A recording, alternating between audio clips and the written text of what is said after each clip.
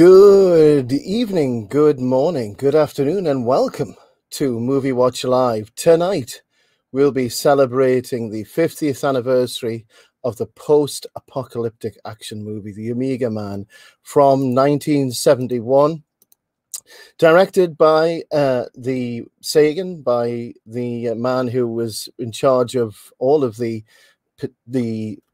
most unusual, shall we say, of the sci-fi movies of the early 70s, and also starring Charlton Heston and also many other jobbing actors, I should say, from the early 70s, which were also in later action movies as well. Charlton Heston plays the sole human survivor of a global pandemic. Sounds familiar? The screenplay was written by Joyce Carrington and John Carrington, and based upon the 1954 novel I Am Legend by Richard Matheson. This movie is, in fact, the second adaptation to be based upon the original novel, the first of which was released in 1964, and that was called The Last Man on Earth, starred Vincent Price. And indeed, this movie itself had a sequel as well, or a reboot, with the release of the movie I Am Legend, which starred Will Smith. That was released back in 2007. But tonight we celebrate this movie in the context of the time in which it was released. By this stage, Charlton Heston was already tiring of playing the role of action hero, and yet the string of movies that he starred in from the late 60s and throughout the 70s established the actor as the eponymous sardonic, vitriolic hero, some would even say anti-hero, who expressed a growing cynicism of the 1970s and growing uncertainty for the future. Dystopian movies such as Planet of the Apes in 1968, of course, The Omega Man 1971, and also later on Silent Green a few years later, which is also produced by Walter Seltzer as well. But tonight we celebrate the 50th anniversary of this movie, and of course we celebrate it in the context of the time it came from, and we could say it marks the birth of the modern survivalist post-apocalyptic genre, even to a certain extent. Not only that, but this book actually inspired another a fourth film interpretation, which was Night of the Living Dead. I could say it's partially inspired because also the director of Night of the Living Dead was also inspired by the original novel as well. So a particular type of dystopian or post-apocalyptic genre about a global pandemic and perhaps even a zombie apocalypse. Who knows? Certainly a rewriting of the traditional Gothic myths of vampires and the undead to a certain extent. And joining me tonight, as usual, is Ralph, and Ralph joins me as a muted guest who is just unmuted, so he's not undead. He has survived the apocalypse. Hello, Ralph. I'm glad you're still a human being like me. Yeah, well, that's debatable. It depends on who you ask in the trailer park. Right. And so how's the zombie apocalypse going for you over there anyway? Well, so far so good. I have not had to fight off any hordes lately. Although I do keep my machete handy just in case. Right, okay. Fair enough. I have to apologize as well. Boomer era said Sagan. I was thinking of Carl Sagan, the writer. Boris Sagal is the director of this movie. No relation to Steven Seagal. No relation at all. And let's not talk about that unless that was an illegitimate child from some. But yeah, I mean the movies that say. This director, Boris Sagal, did. People might not be familiar with the other works he did, unless you're really into that era of movie making. The other stuff he did, you won't really have heard of. But this is probably the most famous thing that he was responsible for, and he had a hard time filming this, actually, but I think they did really, really well, because this wasn't only a portion of this was filmed obviously on the studio lot, the Warner Brothers studio lot. They used downtown LA. Now, because downtown LA, even in the 70s, was a bit of a haunt of the undead anyway. Yeah, it's kind of a full place, you might say. Yeah, exactly. I mean, the apparently they wanted to find somewhere which was an abandoned metro area, but it was going to be really expensive to build it. But the producer was telling earlier there about the producer of the movie, who also produced Soylent Green, drove downtown Los Angeles on a weekend, and there was nobody there.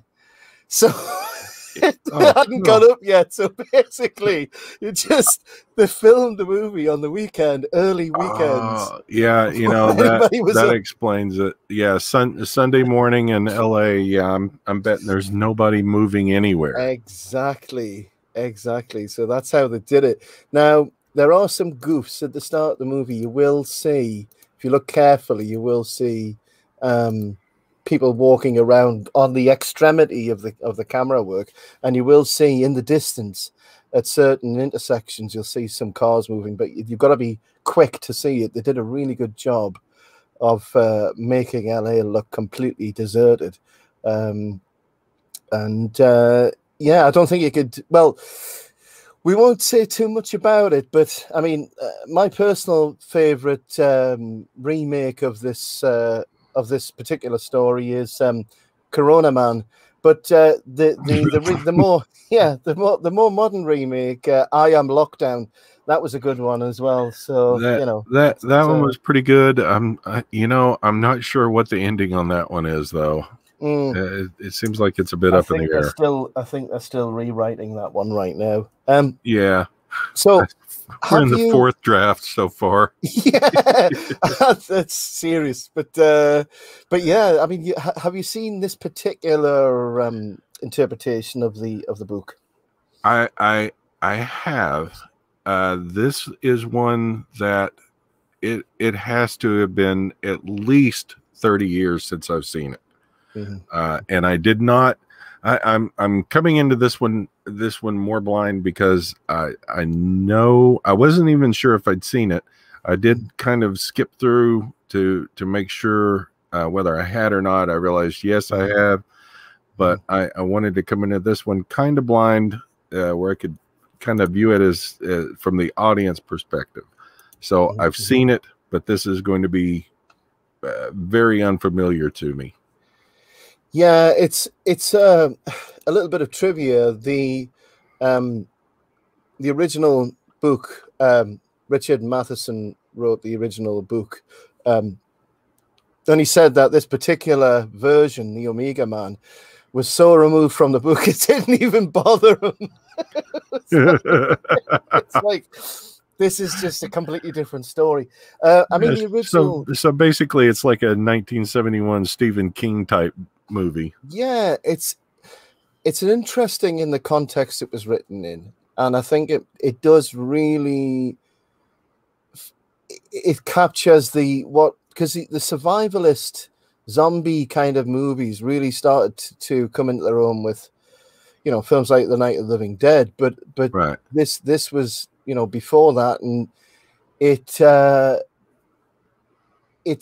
takes a different direction because it instead of the original movie where the people who are affected by the virus or whatever, they are more like zombies. There's two different varieties of people. There's the people who are still alive and people who are basically dead and reanimated.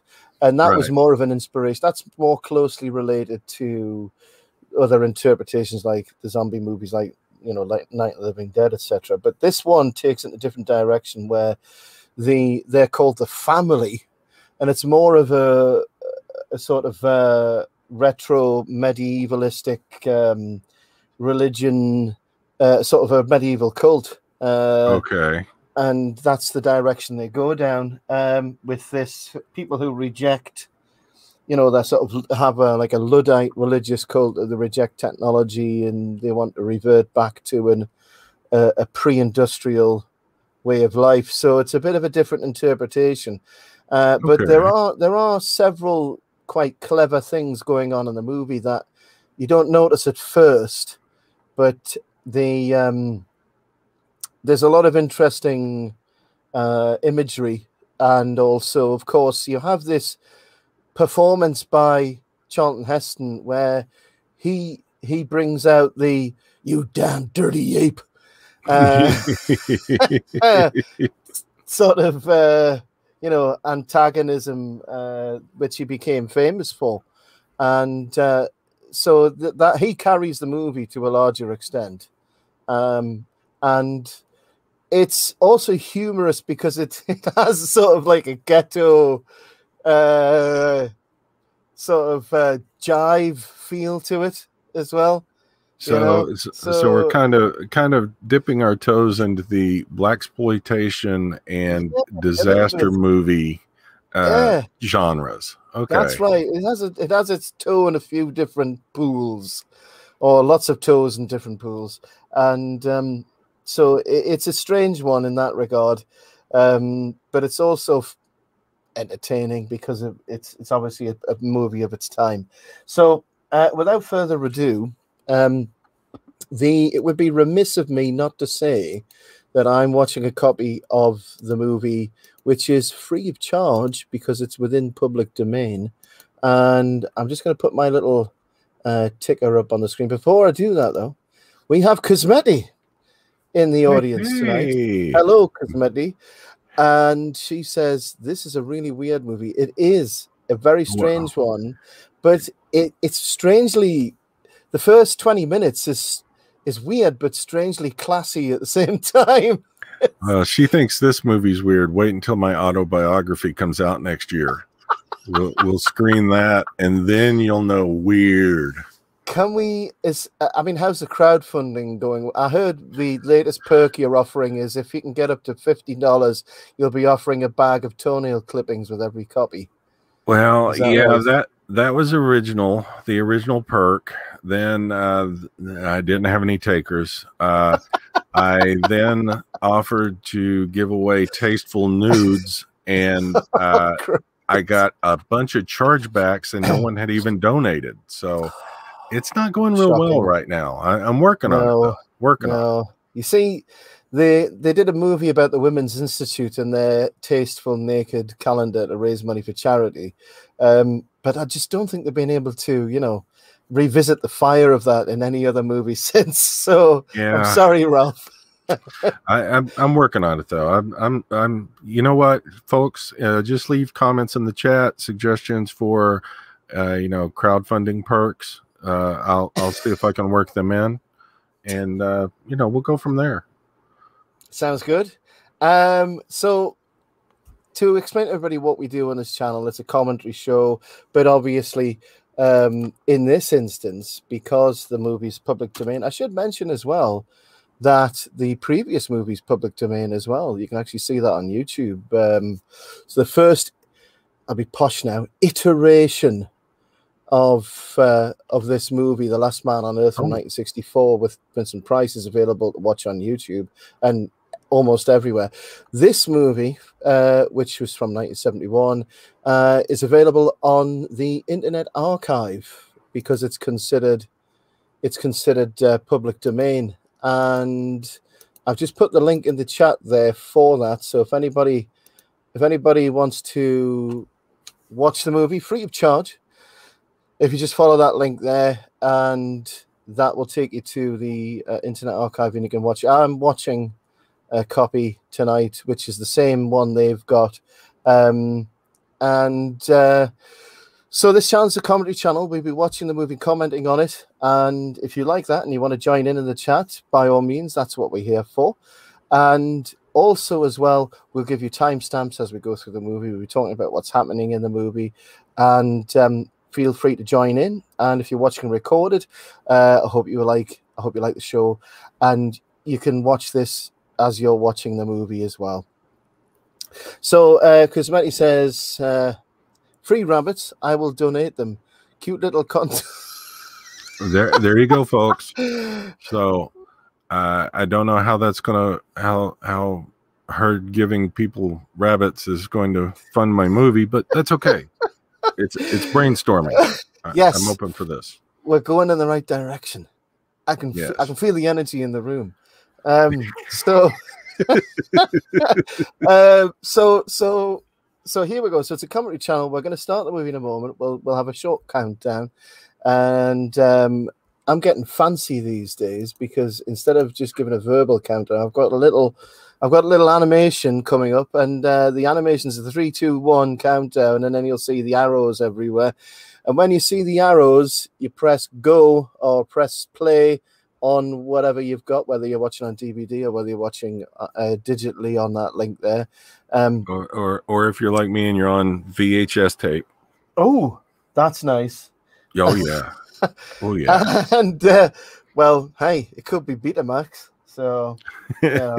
Yeah, that one's in the shop. That one's the perk. Yeah. That's the good one, but yeah, it's getting repaired. Hey, buy 2 comics, get a Betamax DVD promo video for Burger King, circa 1979. Yes. Now you're talking.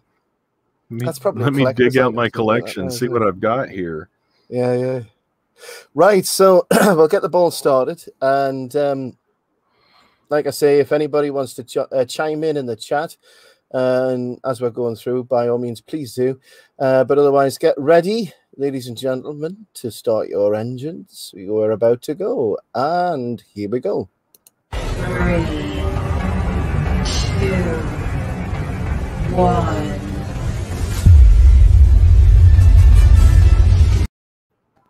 There we go. All right. So I'm just going to bump out my other window here. Yeah, by this point, you should have pressed play. Yep. If you haven't, you're already behind. Yep.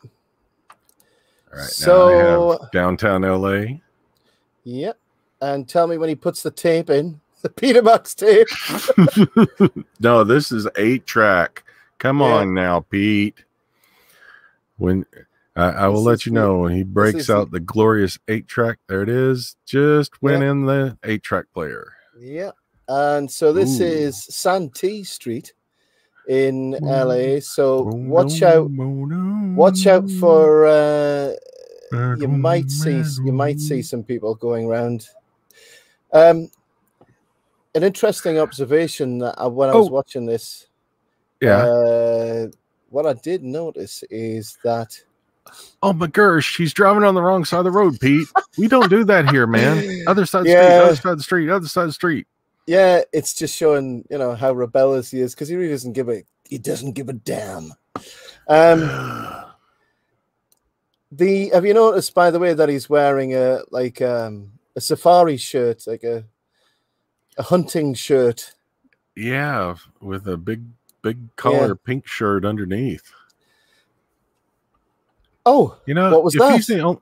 If he's the only man, I missed that. Yeah, if he's the only, what the great googly boogly.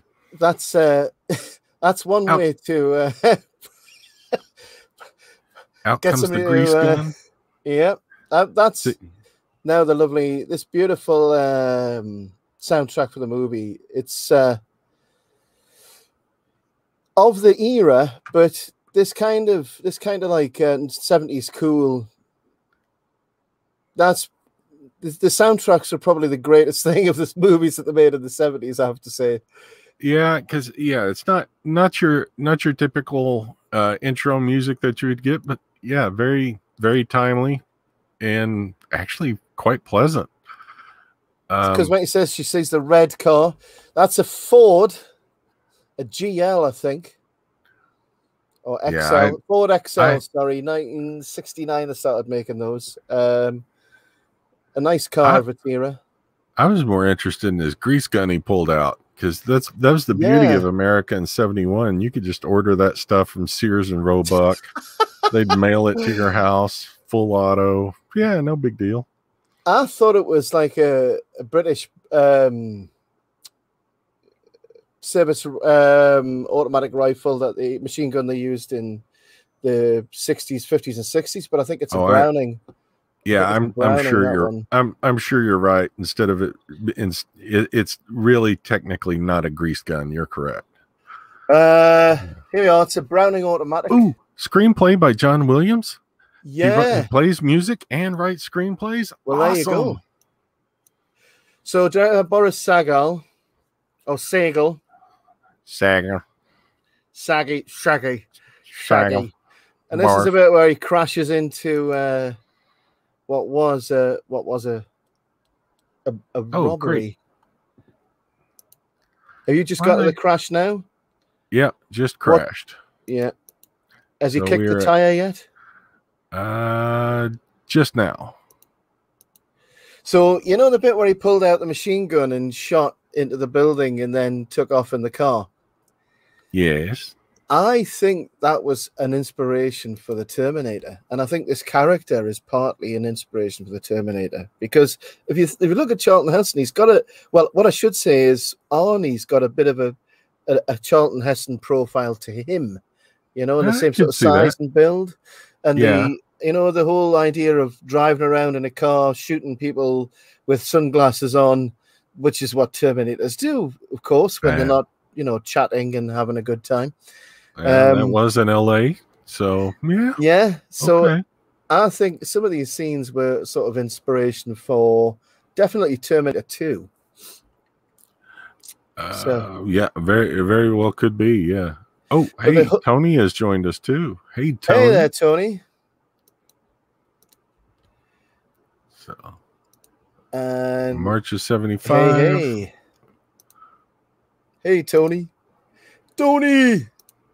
So yeah, this has been going on for like 3 years now. Gosh, the get a comment for $2,200. Yep. I missed no, I don't miss the 70s. I miss the prices of the 70s. Yeah, there's nothing about the Carter years that you would miss.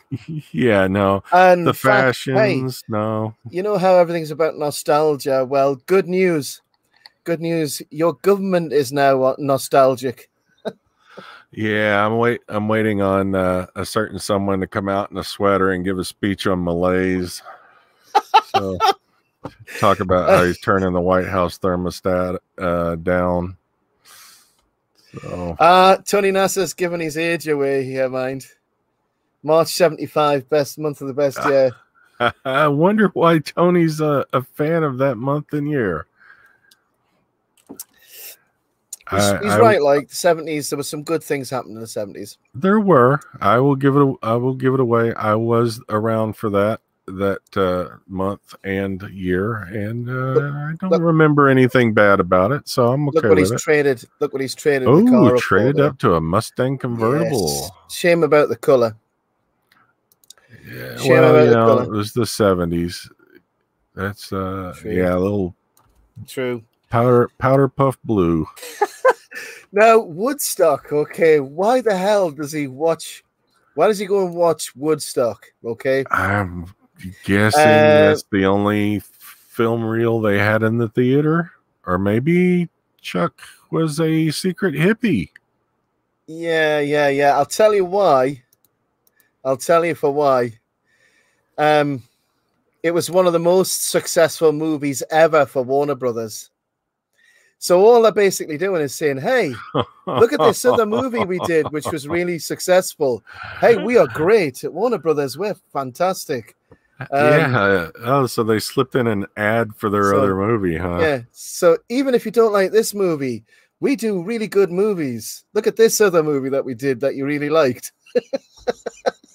Man, I haven't seen a theater that empty since Captain Marvel came out. Yeah, that's true.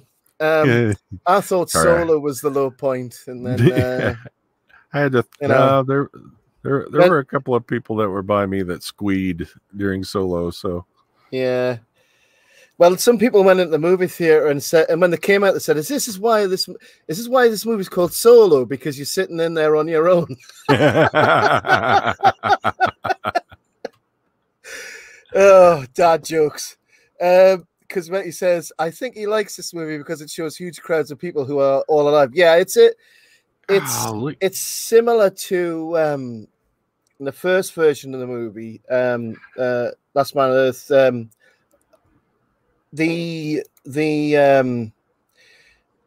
What the character does there is he looks at videos, old home videos of his daughter and wife. But this character, in this interpretation of the book, doesn't really have any family. Neville, you don't see any reference to any family that he's lost or anything.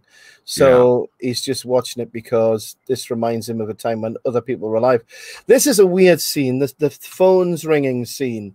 I think they did this in the Will Smith version, didn't they? Yes, they did. Yeah, I do remember that. It was actually copied, totally ripped off, because the sun is setting, and then this thing happens, and you don't know whether it's people setting the phones off or... Tony Nasa says, "Damn!" Well, and you got to give, I wanted to point out, Cosmetti is our straight man, so to speak, for here to keep us in line as I go running wildly off into the ditch. Yeah. I love the camera work. I mean, the photography is amazing. And at the time, there was loads of new buildings going up in downtown LA. So there's loads of half-built buildings and really interesting structures that they can, use for the camera work. Wide open streets, because a lot of it was empty lots. Because Matty says, The Last Man on Earth is a fabulous movie, my favorite version. Yeah, I mean, I recently re-watched that. And it is a really good version. It's the closest one to the book. When obviously this version of the movie, we're watching this on its own merit, right? Because this is not, to be honest, it's not a faithful reproduction of the original book. No, and he drives worse than Ace Ventura. Yeah. Because what he says, okay, the phone thing is creepy. I didn't remember this. Yeah. Oh no, this is the most pantomime-esque part of the movie. Okay, I don't know whether you have pantomime in America, but it's just like, when you go to I don't know, the theme parks, and you go to see a show that they do 3 times a day. Hey, come on, let's go and see the Amiga Man show. Yeah, exactly. Yeah. Ooh, should have worn a seatbelt, buddy. Yeah. It's like, oh no, he's killing Jedis everywhere. Yeah, no kidding, man. Shit, that's what happens when you don't use your lightsaber. Yeah. Okay. Now I have a question. They turn around, and they dump gas and stuff to create fire in front and behind him, and they're jumping through the fire to get to him. And they don't just dump. Effective. Yeah, it's like, let's dump this everywhere he isn't, instead of just straight on him. Yeah. This is an unnecessary unlocking scene here. I mean, how many damn locks do you need? Oh, yeah. Do you live in LA or the Bronx? It's a bit weird. Yes, Cosmetti. You are the straight man. You are the one that keeps us in line. Tony Nestor says, Vincent Price is awesome. He is indeed. I mean, the first thing I remember from was when he was the narrator on the Thriller. Oh, he did such a great job on that. So that's a Thriller video again, aren't we? Yes. The Thriller. they have this month for sure. Yeah, I mean, he had such a distinctive look, voice, style. He was weird, wasn't he? He was spooky. Yeah. Oh, absolutely. This, by the way, is another sort of boys' own adventure kind of thing, isn't it? It's like,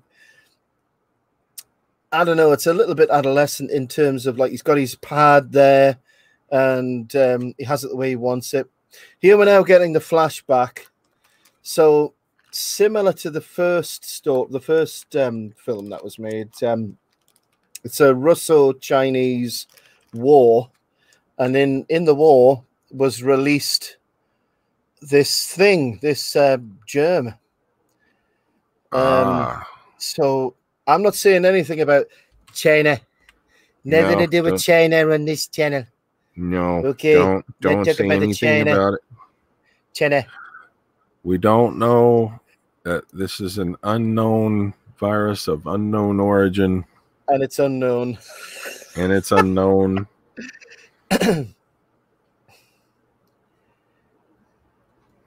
But yeah, so that was the exposition there of, hey, this is what happened. Well, and done pretty well. At least it wasn't I will give them points for not starting off having somebody walk into the room and say, as you know. Yeah, wibbly wobbly, wibbly wobbly, wibbly wobbly. Yeah, exactly. So as you can see, his place is filled with works of art, priceless works of art, something they copied for the Will Smith version of the movie. And now Charlton strips off and showing some of the middle-aged chest hair there. Gonna break out the chesticles and the guns. Tony Nasser says, I wish any version explained that he was the boogeyman for the monsters. There you go. I mean, that's the twist, Tony. Tony, you just spoiled it. You just,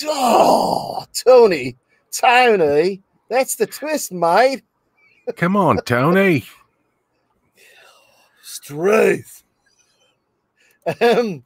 They look more like Jawas. Yeah, they actually do. They're like Jawas who have had a better diet. It's the Jawa basketball team. Yeah, they've been brought up on vitamins and beef. What would a basketball team on Tatooine be called? The Tusken Raiders. Well, there you go. Let's think on that. Now, so here we have Antifort outside the house. So I think they're gathered there because they're a bit confused. They think Neville is actually Tucker Carlson, and they're trying to get in to his property. The night time is the right time. The night time is the right time. Tony says it is the tall man's minions from because when he says, checkerboard floor, Illuminati confirmed. Yeah, there's a lot of Masonic symbols throughout this. I mean, I'm pretty sure Charlton Heston was a Mason as well, to be honest. He was pretty close to Bush, wasn't he? Yeah, he was pretty close to everybody. Did you know, actually, Sorry, go ahead. I was just going to say, with him and the NRA and his take your gun from my cold dead hand comment. Yeah. This is Anthony Zerbe, who plays Matthias. Interesting that he's called Matthias because the original book was written by Richard Matheson. So whether that's a reimagining of the original author, but Charlton Heston actually asked Anthony to be on the show, asked for Anthony to be on the movie because he appreciated his acting.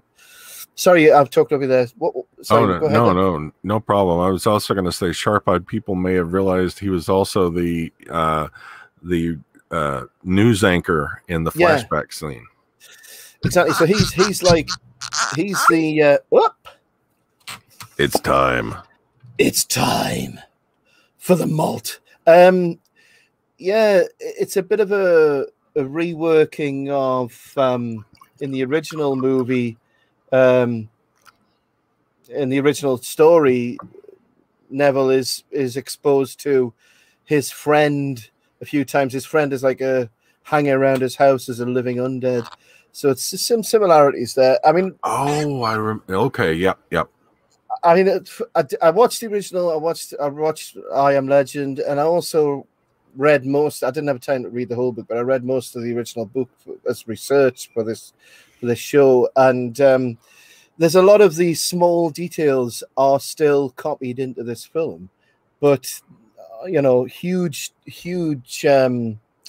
departures. But the idea of them being a cult is something which is a reinterpretation of it. What's in the book is these people are rebuilding society in a new way. they want to get rid of the past, and they want to get rid of Neville because he's the last person who represents the past. Yeah, okay. I could see that. And there's the newsreader there. I can't be careful with the chat here because what he says, what do you mean what we said there? Spoiler alert, yes. Tony says, sorry, 50 years and all. He's their Trump. He is. He is absolutely. That's a good point. That's an excellent point. Yes. I mean, there's a later on in the movie. I mean, obviously, because you'll know because you've seen the original film. There's a lot of uncertain morality. None of these people are really the heroes. But some wealthy people have died as well. You see. Well, now, either that or they're just they're just really, really bored. Yes. Or they're watching CNN. Same thing. Because when he says, these guys are so ridiculous, they are really. But they do remind me of Antifart. Yeah, the sun sucks. I hate the sun. Yeah, Tony got my the nighttime is the right time reference. I'm glad to know I'm not the only person that's heard that album. Colonel Robert Neville there in the hospital. By the way, in this movie, the nurses are actually helping people. They're not making TikTok videos. That's very strange. Yeah, that was the 70s were an odd time. That's all I can say. There was no internet. The book is great. It is really atmospheric. He reminds me of somebody I knew growing up, actually, the character Robert Neville in the book, who just is a bit of a misanthropist anyway. The character hates everybody anyway, I think, even before the plague descended. So basically he's me. Oh, well, there we are. Because he says he just called himself a grub. He looks like a grub. Okay. Tony says, stay in your homes. Australian government is watching this movie. Yeah, I wouldn't. You know what it is? This is the poll. I'm not going to touch that one with, but yeah, exactly. All I can say is Tony, or should I say Comrade Tony? Comrade Tony. I am very much liking your Comrade Crocodile Dundee, and his we will be making the crocodiles friendlier by taking the teeth out, and also we will be changing flag from Southern Cross to Hammer and Sickle. We will stuff crocodiles with potatoes to make vodka. Da. Yes. Tavarish.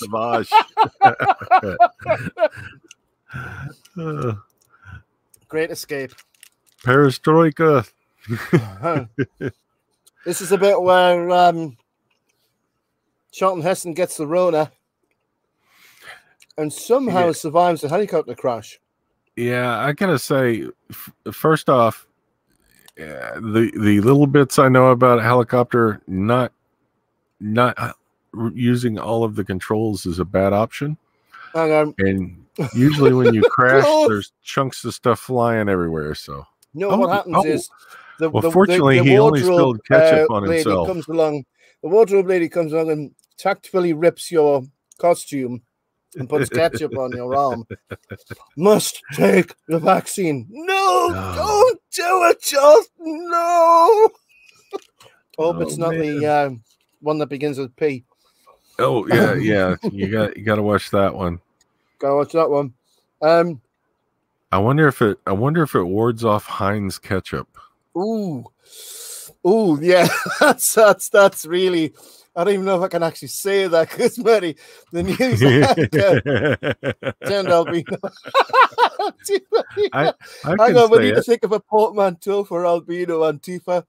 Tifa.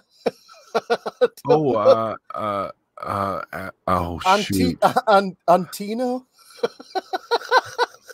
Antifa. I don't know. Yeah, there's a bunch of sausages there. You don't get sausages like that anymore, do you? No, it's like the kind of thing you always see your dog running out of a house with. But hold on a minute. Why is he dressed up like Doctor Who? No, He he's looks like dressed the up. third No, he's Doctor. dressed up like Austin Powers. Oh, well, okay. Well, hold on a minute. That's the same thing. He's seen the Austin Powers movie and he thought, "Wow, that's good. I'm cosplaying tonight." Yeah, baby. So Yeah. it is really cravat overdrive. Like, A little bit of he's cavatier. heating the friction caused by that cravat as he walks around the room. He's heating the room up. You know what? The best thing would be is if he's wearing corduroy pants, so the Foley guys have to put in the static charge. You could basically just walk outside and just touch all of the zombies and kill them with the static electricity. Okay, so it sounds like Hannibal Lecter. He does sound like it looks like the Savile one. I won't say the first name. He looks like the Savile one. He does indeed. Yeah. And that's scary enough. Does. That's scary enough on its own. Tony says, if there's one thing we've learned in the last 1,000 miles of retreat, it's that Russian agriculture is in dire need of mechanization. Yes, indeed. Yeah. Yeah, baby. Oh. So this is that's a certain group of fans with a trebuchet. Yeah. Well, they should have gone with the trebuchet. That's like a terrible slingshot. It's like, come on, guys. Actually, it's not a trebuchet, is it? No. Yeah. It's just a. I'm just joshing. It's actually like a I don't know, like a catapult thing. Yeah, it's like a slingshot. Anyway, so enjoying a nice meal in the evening. Ooh. Oh, look, I've got a huge look at the size of my sight on this, honey. I mean, come on. How big has that got to be, that infrared sight? Oh, that's pretty good. Holy. Ah, what a nice evening meal. And now I think I'll shoot randomly in the crowd. There's nothing on TV tonight. And they think that couple in St. Louis that went wandering around outside with their guns was bad. Oh, yeah. Just imagine if they'd met Charlton Heston in this. On a bad night. So there you go. So the situation is that he's been holed out in, this is his house that he occupied previously, and he used to be a military doctor. He's taken the vaccine, so he is immune, unlike the original story where Vincent Price was immune because a bat bit him. Pandemics, bats. Wait. Nothing to see here, ladies and gentlemen. Yeah, we're coming full circle again. Move along. We've gone from thriller on through. Mm-hmm. Wait a minute. We don't know what the sausages are made from. That's another movie. Oh, okay. Gotcha. So the photography, I'm not a fan of 1970s architecture, but this particular scene is so nicely done. All of the colors, like the oranges and purples and everything, the early morning sunlight. Yeah, and a lot of the 70s movies are very yellow, orange, heavy in the color saturation. Whereas in the 2000s and stuff, people have gone to really overdoing it with blue saturation. Yeah. This one's got a nice blend of colors. I'm pretty impressed with it. Yeah, I mean it's got some really nice. It's using the cityscape to its maximum potential. Yeah, definitely. And the city is a character because it's, we've seen the people who have survived and they're a bad lot, but the cityscape itself and the emptiness and the wide vastness of where he is, and of course they copied all this for the I Am Legend movie. Tony says some sort of Batman. Yes. No. Vincent Price was the original Batman. Adam West would like a word with you, sir. So that was the Power and Water building in LA. But look at that. You see pans right out. Yeah. That is one thing about Los Angeles is it is just vast, isn't it? Massive, as far as it just sprawls Goes on and forever. goes on Because it and just on. had no end of land, didn't they? So, and it's all as flat as apart. So that's it. They're working from the ocean to the mountains, and taking it basically took over the desert. Mm-hmm. So we're already almost about half an hour in, and so on his search for the nest, because the original book is I Am Legend, he's becoming a legend, and we'll see the twist later on. He's looking for these people who he wants to eradicate because of what they've become, and so he's searching all the time for them.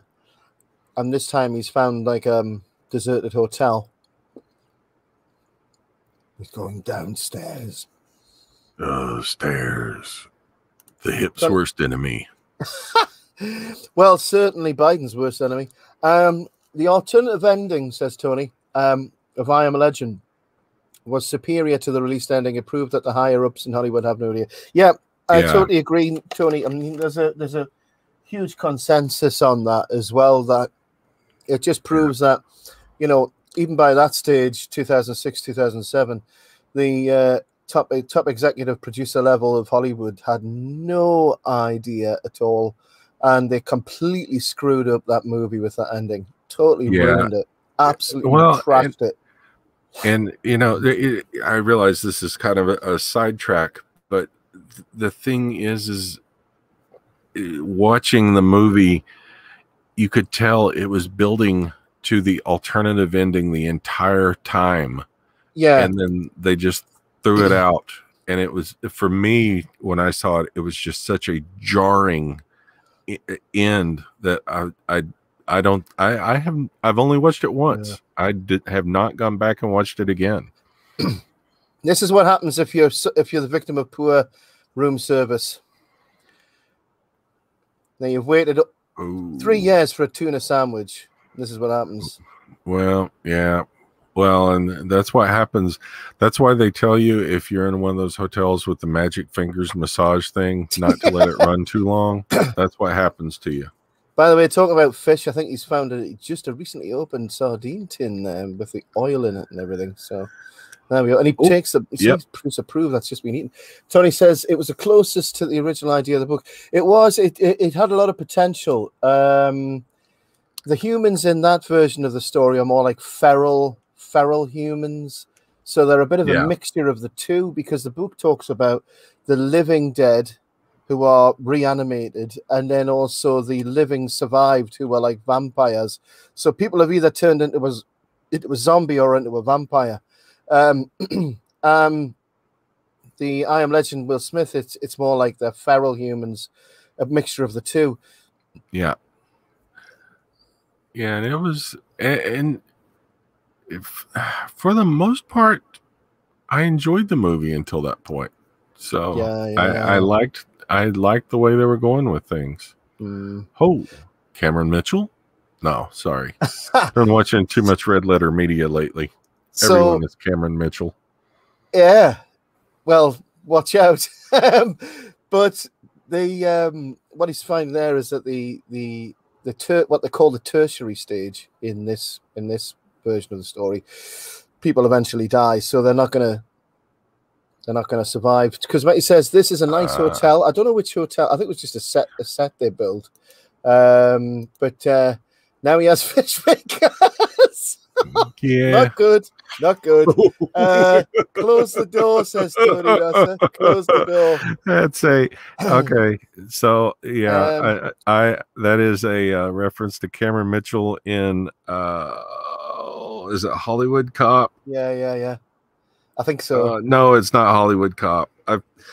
Tony, I know exactly what you're going through. It's he's probably Frank Stallone, Cameron Mitchell. Yeah. And anyway, yes, classic. Oh, let me put on a few gallons of cologne here. Holy crap! That'll be high karate, I think. Did you have high karate in America? What, High Karate? Old Spice? You might have had Old Spice. Yeah. We have Old Spice. Pretty cringy aftershaves. This is reminiscent of the scene in because they do this in the Will Smith movie, don't they, with the mannequins? Yes, and, they do. There's that scene where he's using mannequins to try and trap the people, and the mannequins start moving. Somebody's obviously moving them around, so indicating that the people he thinks are violent animals are still, thinking people to a certain extent. Yeah, exactly. All right, and I'm sorry, I have to correct myself. It's Terror in Beverly Hills is the movie that Cameron Mitchell screams, "Close the door." By the way, this is not at all a racist mannequin in the corner there. It's just now the reason she looks like she could be a mannequin is because I'm sure there's another woman there as well on the right. Yeah, let me. That's another actress. Yeah. No, that's a mannequin. Is it? Oh, well. Yeah, but look, very, very similar style. Yeah, I think it's done deliberately. Structure, everything. Yeah, it's done deliberately. Come back. Don't accuse me of anything like, hey, the old. Don't even say that. Not even gonna say that. I know. So he's running around in his shirt. Well, his skin top. His skin top, and he's got 30 gallons of cologne on. No wonder she ran away. And nobody to date. Brute 33. That's what he's wearing, Tony. Brute. The cologne that every 12-year-old got for Christmas. Yeah. Everybody hated. To share a story, one of our oldest, when he was reaching the age of manhood, got bod man. And I don't know how, but I think he used it to kill ants, which was not only effective, but it was very olfactorily offensive. So, by the way, did you know that Charlton Heston read the original novel on an airplane on his way back to LA? And he thought, wow, this would make a really good modern adaptation of the book, and didn't even know there'd already been another movie made already, The Last Man on Earth. Oh, really? Wasn't aware. So I think you'd be like, hey, Vince, it's me, Chuck. Yeah. So we've just seen Rosalind Cash, who plays Lisa. Now, the writers came up with the idea to make Neville's love interest an African-American woman. The original movie, it was just, ordinary. I say ordinary. What I mean is there wasn't any sort of cross-ethnic thing at all. It was just a woman who he meets by chance, which is what's in the book. But I think the writers in this version of the story at the time it was written wanted to have an interracial. I say interracial, of all the same race, interethnic, really, we should say. And so I suppose it was the controversial aspect, because at the time that was controversial. But they thought, well, in a world like that, none of these sort of social norms at the time would even matter anymore. And I would agree with that. And you're correct. 1971, that was a big deal. But yeah, and I want to hand it to the actors in this, because during the time, I could see them taking some flack back for accepting the roles and doing the relationship. This is a relatively spooky scene in the movie. I think it's one of the scariest ones, because things are always scariest when you're not directly confronted with the threat, I think. Yeah. We've got the threat of a threat, really. And so he knows that this is possibly finally where these people are living, or it leads to somewhere they're living. Down in the wine cellar. Oh, and a quick technology note for the Zoomers and Gen Zs in the crowd.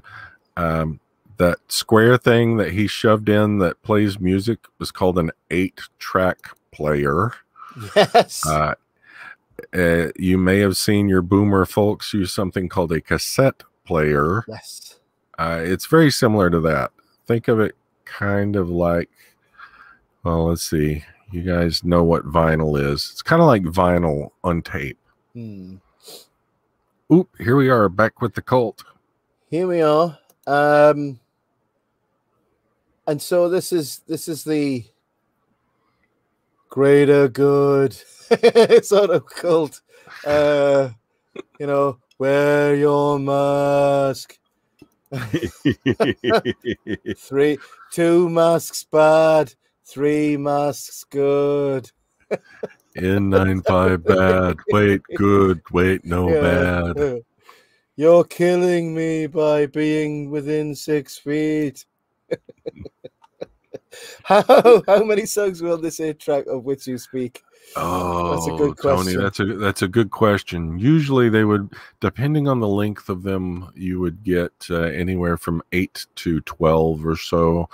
And what was great about the 8-track player was the tape ran back and forth. And so you would be in the middle of a song, you would run out of tape, you'd hear ka-chunk, a moment of silence, and then it would pick back up as the tape started running back the other way. So fantastic technology. Yeah, and of course, you know, it had to be reinvented purely to make money. There was no, you know, a lot of stuff is just constantly remade, engineered obsolescence, isn't it? So yeah, we're I think I'm just going up to, in 10 seconds I'll be at 40 minutes, and we're having a conference now in a side room between the two main characters. So we've got Neville, played by Charlton Heston, and Matthias, played by Anthony Zerbe. And Matthias is just really, I don't know, just exercising his own ego, because there's no chance of he would ever let Neville go. But he's rocking some aviators too. Yeah. And I suppose they also make the reference of how the plague, you know, makes everyone equal, because it makes everybody look the same color. Oh, that's a good point. So there's one little point they make. I was hoping for between 7 and 9. You would think, wouldn't you? Yeah. I could go into the technical details on it. Perhaps I should do a 30-minute video on my channel on how an 8-track player works. Do it. And show us how it works and film it and everything. The average man, kids today would, you could dress up in a cloak like these people and say, "Greetings, my children. I am the wizard of past technology. I will teach you the mysteries of retro tech." Oh, that's a good idea. I should do that. Yeah. I may my very well do that. My name is Ralph, the Warlock of retro metro tech. Yeah, retro tech. Yeah, so we must begin the retro tech with an incantation in order to make sure that the record needle does not skip. Rewind. Be kind, rewind. That's perfect, man. So now we see these. We know at the time these contact lenses were really painful to wear. Oh, so you can see when they pull them up, it's like, oh, please get them off now. By the way, the one of the characters here is a guy called Stuart East. You just saw him there on the left. He's not credited in the movie, but he was a Wild West actor. Sorry, like a cowboy actor. You know, he's in loads of Wild West movies. Stuart East. He was obviously on hard. Because you've seen Once Upon a Time in Hollywood, Yes, and that draws on the idea that there was loads of actors who became jobbing actors in the 70s. And this movie has loads of them. And there's loads of actors in this movie who, by this time, they couldn't get any other role. So they were just like second zombie on the left. Yeah. It's just, you know, so. It's like, I gotta pay the mortgage this month. Come on. Yeah. Hey, come on. Gotta get the pool cleaned. Anthony Zerbs it did play a great villain, says Tony. Yeah, he did. I mean, he's one of those actors who he's not likable, is he? He's not like, oh, here we go. This is the full-on communist China thing going on here. I'm digging that electric piano, or I'm sorry, that organ going there. Yeah. So this is the bit where Charlton's being cancelled. Oh man! And he has to stand crimes for why he isn't a complete Marxist. Hashtag me too. Yeah. So, and obviously reminiscent of Tale of Two Cities, where he's been taken to the guillotine, things like that. Because the original book, written by Matheson, has a lot of references to classical works of literature and classical music and things like that. So, yeah. Speaking of a Tale of Two Cities, my had an English teacher once invert those letters, and that title was completely different. Sounded like a porno remake. Okay, fair enough. Fair enough. The movie actually came under heavy criticism for its violent content. I mean, there is a lot of death count in this, isn't he? Where he's shooting people. The symbolism here is, again, these like Christ that's repeated at the end of the movie. But he's being burnt on the pyre of his evil scientific pamphlets. Evil. You could clip that, couldn't you? Yeah, I should. Yeah. Evil. So there's a lot of, in this interpretation, there's a lot of allusions to, you know, the French Revolution and the madness of crowds, which is quite a good book, actually. Oh yeah, absolutely. Ooh, so the electricity's still working in the stadium. Yeah, that's convenient. Don't get the fire out there. Oh man. Stomp it, Chuck. Stomp it down. And mashed potato, Chuck. Mashed potato. We're about to see the most 70s looking character ever.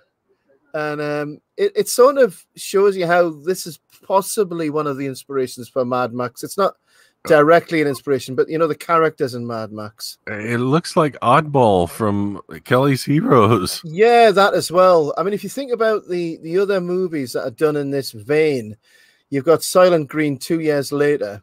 This is so humorous, this bit. This is just find him. And that's that. I'll have to explain what pantomime means. That's like, in pantomime, the villain's always right behind the goodie, and it's encouraged the kids to shout, "Behind you!" Oh, okay. Okay, so, and here's the black lady who's the love interest, and that obviously is, as we've mentioned earlier, played by Rosalind Cash, and she uses the phrase "mother." Hey, get your hands up, mother, because we can't say mother. Boop. Oh yeah, don't want to throw that out. So they call each other mother. So this is the blaxploitation element coming into it now. Get your damn ass on the floor, jive turkey. Type of thing. He was great at playing a dick. License to Kill, Star Trek Insurrection, and the terrible Matrix sequels come to mind. Yeah, that's where he found his niche. Definitely License to Kill, but yeah, he was in all of those movies. That was exactly the kind of character he played.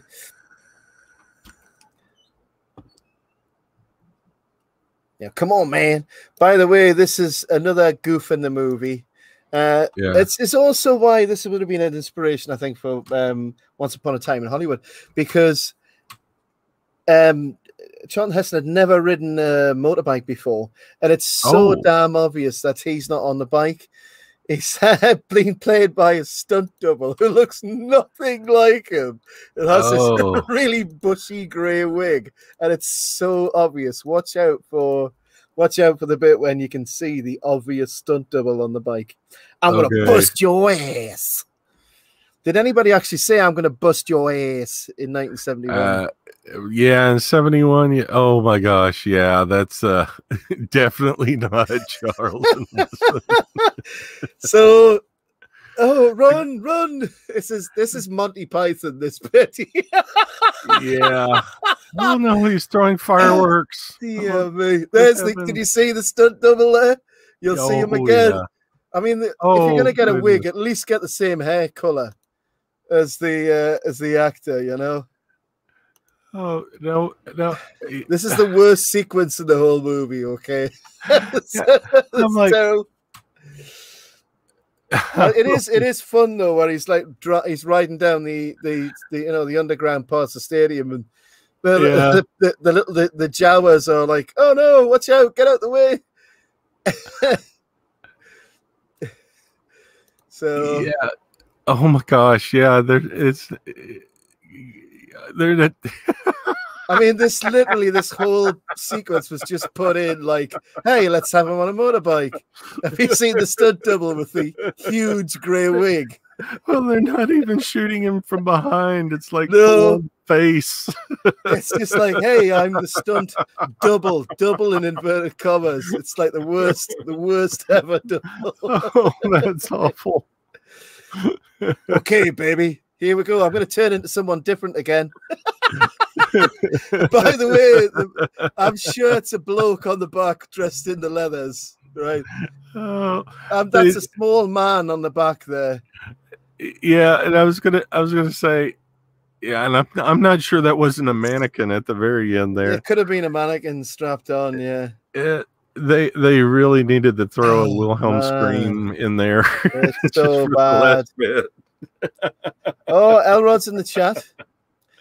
Says a planet where albino zombies evolved from man. Elrod, where are you? Yeah, man. The good news, Chuck, is she's got that's a 1911. There's a good chance it'll jam up instead of firing. Yeah. What kind of escape plan is this? Well, the escape plan is we now get to meet a bunch of kids who are hiding from, I don't know, hiding from Biden? Well, hey, hiding from Biden. There you go. There's the new poster for the store. Do it. That's going to make a good T-shirt. He's going to have a lot more time on his hands after he's impeached. Chris Betty says, hi, Elrod. Hey. Yeah, man. Elrod, if you've got the link and you've got the time, come on in. Yeah, we're just at. But like, we need your input on this movie. Oh, dude, that motorcycle scene, that was wonderful. It's hilarious, isn't it? Now, and as someone who rode dirt bikes in his youth, riding a motorcycle is not that hard. No, exactly. It's the fact he'd never done it before.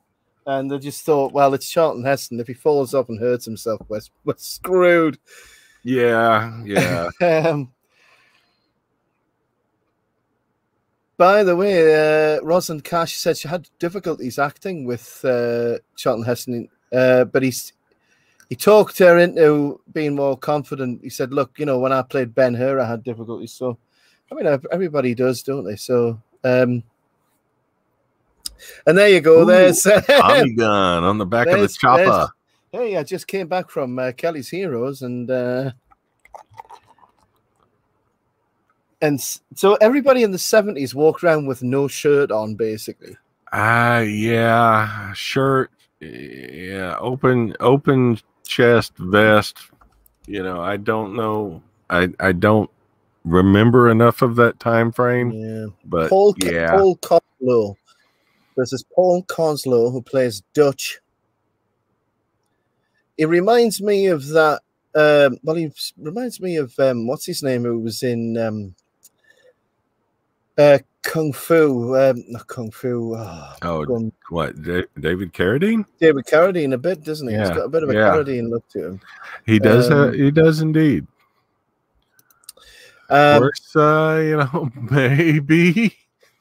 I'm not saying. I'm just. I think the painkillers and the single malt are starting to mix together. Will you be able to? Can we do a transfusion of your blood now, please, Ralph?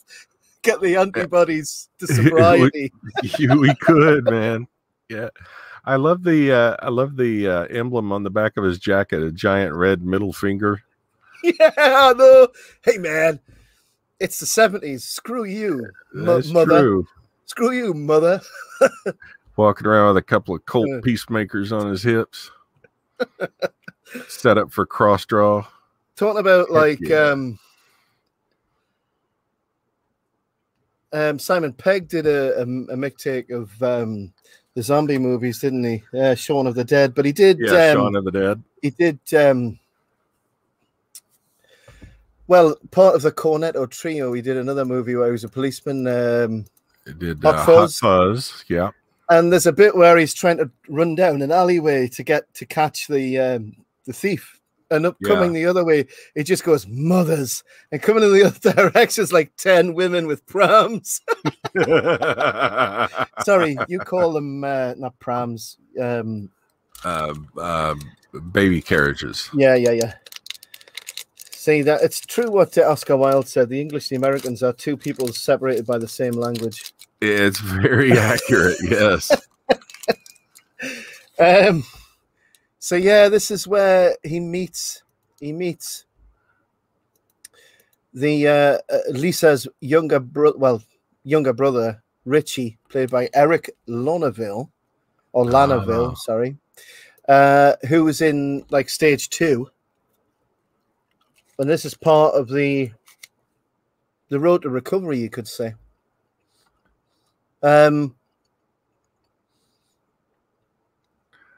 So the column building facade that's used as the hive we see later on is actually on the Warner Brothers soundstage. We'll come to that later on, but it's still there now. Yeah. But other than that, most of what you see in the movie isn't, it's just downtown LA. 2 scenes were deleted prior to the release. A scene where Lisa visits the grave site of her parents, and she cries about a family member, and there's some other stuff in there I won't mention, and I can understand why it was cancelled. Yeah. Because it's to do with loss and, loss of children. So. Oh yeah, that's a bit hard for average audiences to take. Yeah, it would have been. There's a really funny scene coming up where they're in the drugstore, and there's stuff for Planned Parenthood. Oh, oopsie.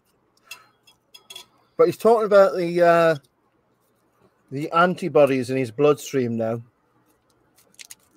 I'm really pleased, by the way, with DeSantis and what he's doing with the antibody stuff in Florida. Yeah, I think it's a logical thing to push and see if it's a good alternative, or actually alternative is bad. A good co-treatment. So this is a scene now. We're about 56 minutes in, where he talks about when he caught one of them and tries to treat them, and the bastard died before I could do anything to help him. But that's a similar scene in the Will Smith wonder version, why he died. Yeah. I don't know, maybe let's not go there. Yeah. So the guns, his primary weapon is a Smith & Wesson M76 submachine gun. Ooh, okay. With a flashlight. During the first night attack, he uses a Browning automatic rifle infrared scope. Oop, that's a Warner Brothers lot right there. Yeah. Now that's the lot that when you see him entering the garage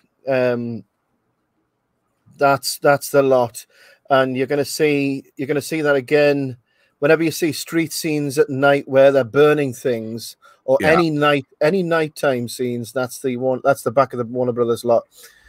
It's literally like 5 streets round the back of the studio that they used for Batman as well. They just left all the stuff there every time they build the stuff for a movie. So it's a real hodgepodge of stuff now. Oh yeah, they've got. I couldn't take a guess at how many movies have used that, but yeah, they never tear it down. Yeah. So it's been a lot of stuff now. But of course, as we know, movies have changed a lot, and they just build huge, big sound sets and everything in Northern Africa, Morocco, and everything now, don't they? So in Tunisia and like that. So the Swedish M45, the Swedish K, they stopped exporting to the United States because the country, Sweden, disapproved of America's involvement in Vietnam. Oh, wow. Yeah, and this was exporting that weapon. We were pulling down in Vietnam at this time, or winding down. But so the last days of Saigon, it was a bit of a mess, wasn't it? The last days of Saigon. Yes. I'm glad that kind of thing's never happened since. Yeah, that would be extraordinarily embarrassing. It would be incredibly shocking. Yeah, that level of incompetence would ever happen again. Fortunately, our leaders and our military have learned from their mistakes and would never, ever do something that stupid ever again. Absolutely. Never again. So British studio Hammer Horror Films. I don't know if you've heard of Hammer Horror. You have heard of Hammer Horror, haven't you? That's where people like Peter Cushing and yes, Christopher Lee started off. They contemplated having a full film adaptation based really closely on the book. They were going to call it Night Creatures. Matheson himself was going to write the screenplay for it, but it was going to be far too graphic, so they actually killed the idea. It would have been too harsh. Yeah, well, and I can understand that. You know, there's audiences of the 70s. You know, that personally, I think the 80s is where people finally started to release, but there was still a lot of outcry. This young lad now he's allowed to vote Democrat now, isn't he? He's fulfilled the entry requirements for the Democrat Party. Yeah. Pretty close. Like two steps away from being able to vote twice. Yep. But yeah, because what it says, this dialogue, it's a bit like, I mean, Planet of the Apes is a great movie, but it just has this comic book language in it, doesn't it? It's not Dostoevsky. Yeah, well, and unfortunately, that is a. Sorry, I didn't mean to step on you there. Unfortunately, go ahead. Sorry, go ahead. I was just going to say, unfortunately, yeah, that is a hallmark of American cinema from late 70s forward. Era. Yeah, we've got some interesting dialogue that goes on. Well, you missed that bit there where he looks at the chessboard and says, "Your move." Oh, I caught that. I just made it. Oh, I just made it. Oh, hang on. No, I did miss that. Anti-fart's back. Uh-oh. The night time is the right time. Yeah. The night time. And you see, if you don't have a job, then you are up all night farting on, basically. I'm sorry. Could you repeat that? Well, actually, not in your case. You're busy all the time. Oh yeah. But that's, you know, if there you go. Anti-fart is a thing all of its own, isn't it? It is. Yeah, I think anti-fart is probably the best thing we could call it. I am. I'm currently one Scotch in, and I'm thinking I'm going for my other blend. Well, I've got myself a nice selection of beers tonight, and I'm going to start hammering them in a second. Hammer rocks. Yeah. Hammer horror. Hammer horror. That's like red lorry, yellow lorry. I can't really say there you go. Yeah. And so where are we now? We're not really talking about the movie that much. 1 hour, 2 minutes, and coming up on 3 minutes soon. So the character of Lisa is talking about how she was originally helped with this cult of the family, even though she wasn't, showing any signs of infection, because this cult is really seductive anyway. Like most cults are. Oh, yeah. Well, and that's it. The cults, they're good at what they do. Yeah. I mean, this is how recruiting? Well, this is it. I mean, this is how you're going to sell your book. Because if I buy your book, I'm fighting the culture war. The Cult of Ralph. That's it. Every book sale is one book closer to pushing back the cultural Marxists in Ooh, I like the way you think. I could be a political movement. I could monetize you. Yeah, and I'm sorry, folks. Yeah, we are kind of sidetracking a little bit here through the dialogue portions, but yeah. I mean, the funniest thing about this is coming up now. It's like, oh dear. So just when you haven't seen any action in 3 years, and just when you're about to get something, you get, and this is a British, I don't know if you've got this phrase in America, you get cock blocked by a bunch of cultists. yeah, that is an American phrase as well. So they're in the garage, they've killed the generator. He's just thrown a submachine gun to her, and the action's about to start back up. Unless they just don't like people getting it on. That could be. Perhaps it's Planned Parenthood. Mood killer. It is a mood killer. I mean, it would be for me, like, oh, by the way, there's some rabid, zombified, crazed cultists trying to get into my house. Damn! Hold on a minute. I have to point out, is he wearing a polyester puffy shirt? Like a puffy sleeve pirate shirt kind of thing? Yes. I realize it's the 70s, so big collar is expected. Yes.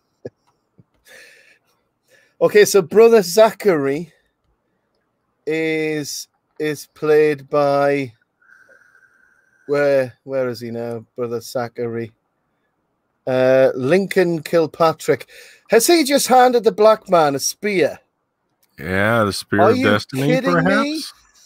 You kidding me? And a 45, which was already cocked. Why did you cock it again? Yeah. Sorry. So that's not problematic at all. The fact that he's been given a spear. Yeah. I could make a joke, but I'm not enough scotches in to do it. Yeah.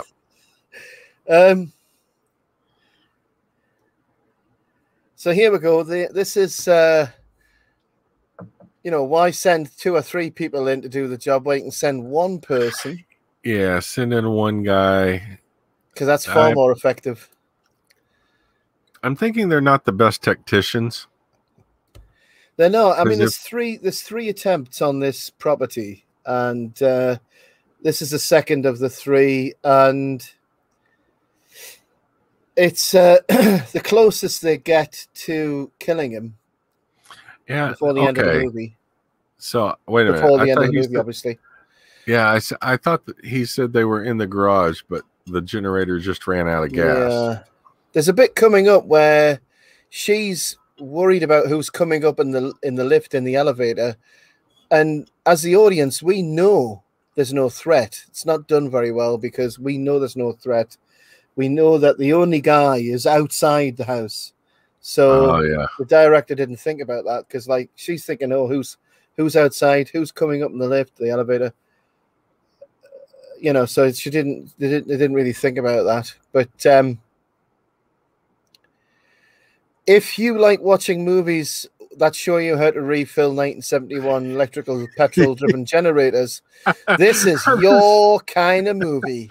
I was just thinking, I'm so glad that he showed everybody how to prime the carburetor so that he could get it to go. Oh, I'm so glad they went into that much detail. That's what I'm watching this thing for. I wouldn't have known when it happened. Right, carburetor, honey. Oh, the floats must be stuck. Let me show everybody how to take a screwdriver and tap the side of the carburetor to get them to come loose. Oh man, it's the tappets. Clean the points. Hey, your Colt 1911 is already cocked. Why don't you cock it a third time? Oh, because when it says Brother Zach is zombie ninja, he is zombie ninja.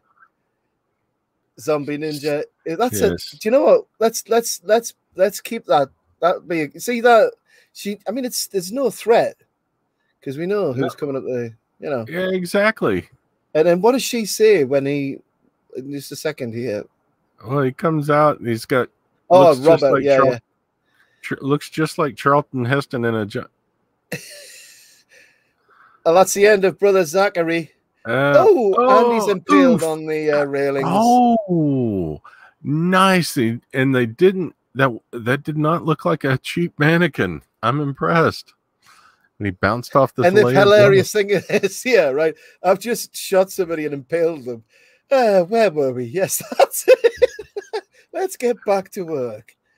He should be wearing the Austin Powers shirt again if he's going to do that. I mean, I don't know about you, Ralph, but you know, shooting someone dead and impaling them on iron railings really gets me in the mood. Oh, same here, man. Mrs. Ralph, she hears gunfire, she's like, "Oh man, I know I'm gonna be works every time like a charm." That's right. There's the music. Gotta be some loving tonight. This doesn't. Wait a minute. No, this sounds more like sleigh ride stuff. I feel like I'm in J.C. Penney's, well, not a love scene. It's like, oh look, there's a rainbow. Do me on it. Oh man, that from Anchorman. Oh yes, there's some nutty scenes coming up here, but it's sort of shaded out by the shadows, so you don't see any. You know, you don't see it in high definition, so it's sort of tastefully done. Yeah, got some shading blocking. He says, "Wow, seriously." I think Cosmetti's asking about how Mrs. Ralph loves the sound of gunfire. Hey, you know, that's it. She knows gunfire goes off. She's like, "Hey, okay, Ralph's he's gonna be revved up." What's that line from Anchorman? Like a cocked. Oh gosh, it's been a while since I've seen Anchorman. So look at this. They're in the drugstore, sundries, and then there's the Planned Parenthood sign there. So even then, they were doing their best to control the population of a certain demographic. We won't go into any details. Yeah, we should go into the history of that at some other point. Sponsored by the Deathocrat Party. Yes.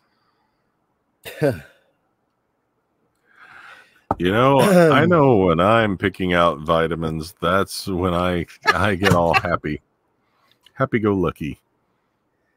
And so cadavers, so you get little signs of the tragedy, the sort of triage state of the hospitals, which has occurred everywhere. You know, and I'm sorry, I stomped on you. No, that's all right. Go ahead.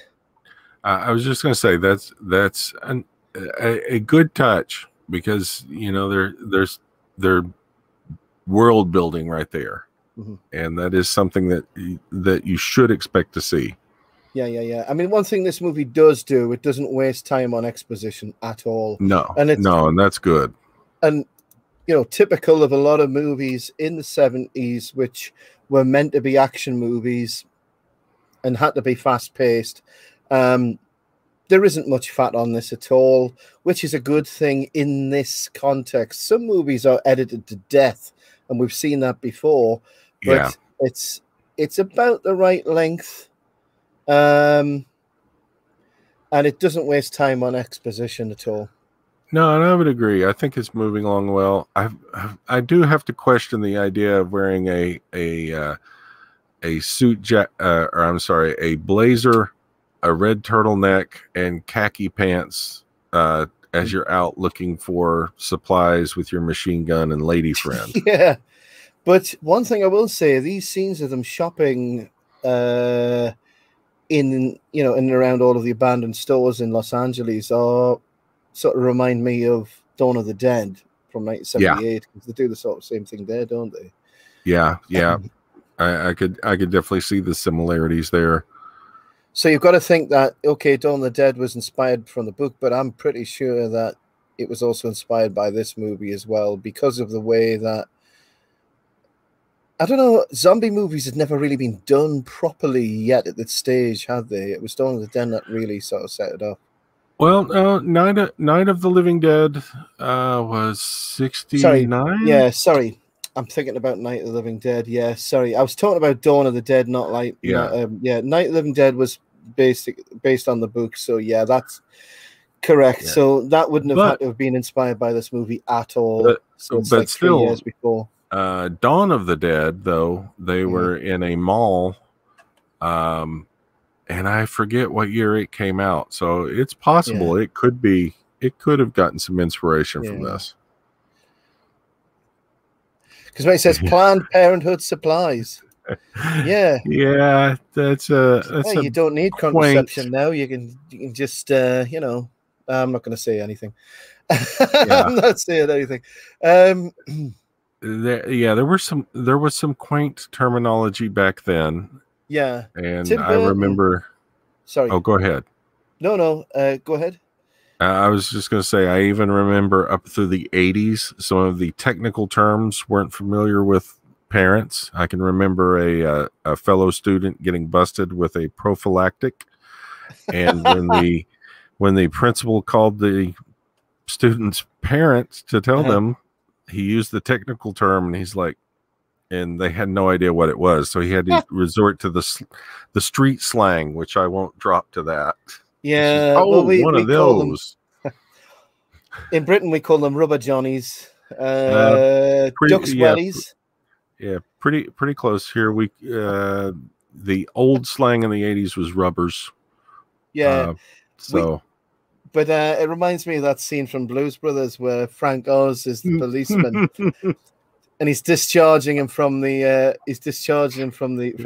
prison, saying one prophylactic used. One prophylactic soiled. That's it, yeah. Or used. Yeah, you're correct. I believe it was used. Because it says Night of the Comet is the only zombie movie I like. I'm gonna have to look at that. That is a good movie. I know that movie. Yes, there you go. Got cheerleader, got Comet, got zombies. I'm in there. So we're at 1 hour 15, ladies and gentlemen. Should really talk about the movie again now. I guess we're here to talk about the movie. He has developed antibodies from his blood and tracked the young boy with them who was recovered, and he's a lot better now. And so now he's able to develop antibodies from this. And really, we're about 3/4 of the way through the movie, 2/3, 3/4, and we've met the sort of high point where everything's looking great, everything's going great. He's essentially going to be able to save the entire human race now because he's found a way of producing antibodies from his own blood, and everything's going great. And he's got a lady friend now who's gone shopping with a really nice headscarf and a fully automatic machine gun as well, which is great. Every girl should have one. When you want to accessorize, take a fully automatic with you. Oh yeah, absolutely. The mean streets of LA. Of course, we don't know specifically what area of LA. If they're near true Hollywood, then she probably does need the machine gun. Yeah, definitely not liking the zombie movie I am in now. Well, yes, isn't it interesting? But Yeah, I like that. I think Cosmetti sent us a link to in Discord. She sent us a song by, who was it again? It was, I'm trying to find it here. I'm going totally off topic here. Sorry, ladies and gentlemen. That's quite all right. They're just drawing blood. Who was it? I can't find it here, but it was a guitarist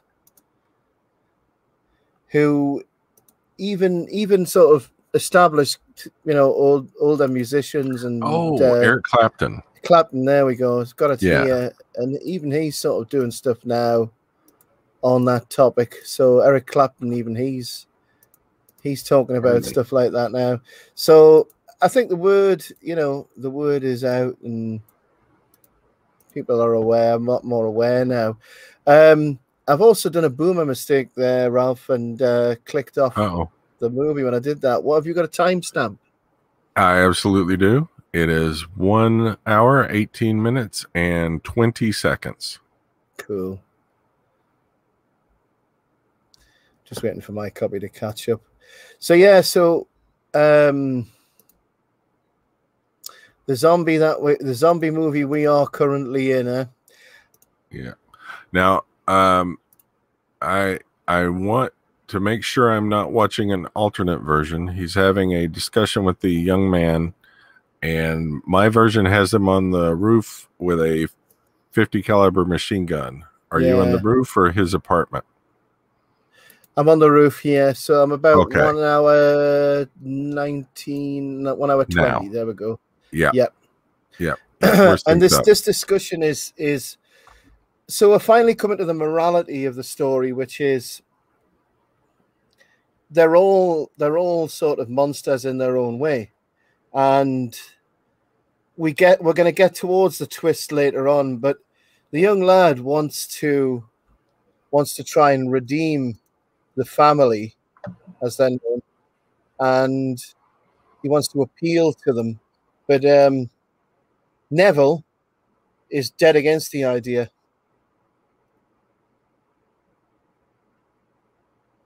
Yeah, so Cosmetti says the kid has a point, Neville, you hard, but and he does, and this is it, discussion. And it's a bit like today's world, isn't it, where there is no more discussion. We've got increasing polarization, haven't we? So yeah, and and that's a great point, because we all lock into our things and we're not willing to listen to other people's I think that's the legacy of this movie. I think ultimately, I mean, there's bits in it which are hilarious because of the time it came from and corny, but there is some really good stuff in there. And the point the movie makes is about extremism and polarization. Yes. And when both sides become so polarized, actions become justified. Extreme actions become justified when you dehumanize each other. When each side dehumanizes the other side, that's when you descend into, the most horrific things that are possible. Exactly. I don't know whether Lisa is naked at this point. You don't see anything anyway, so I'm watching. And what's the young man's name? I need to check. Are we talking about Dutch, or are we talking about Richie, the young black lad? Richie. Yeah. Okay, Richie. So Richie's a young lad, and he's the one he's recovered. He's like a convert. There's a bit of an evangelistic thread that runs through this, because he's so happy that he's now free of the disease.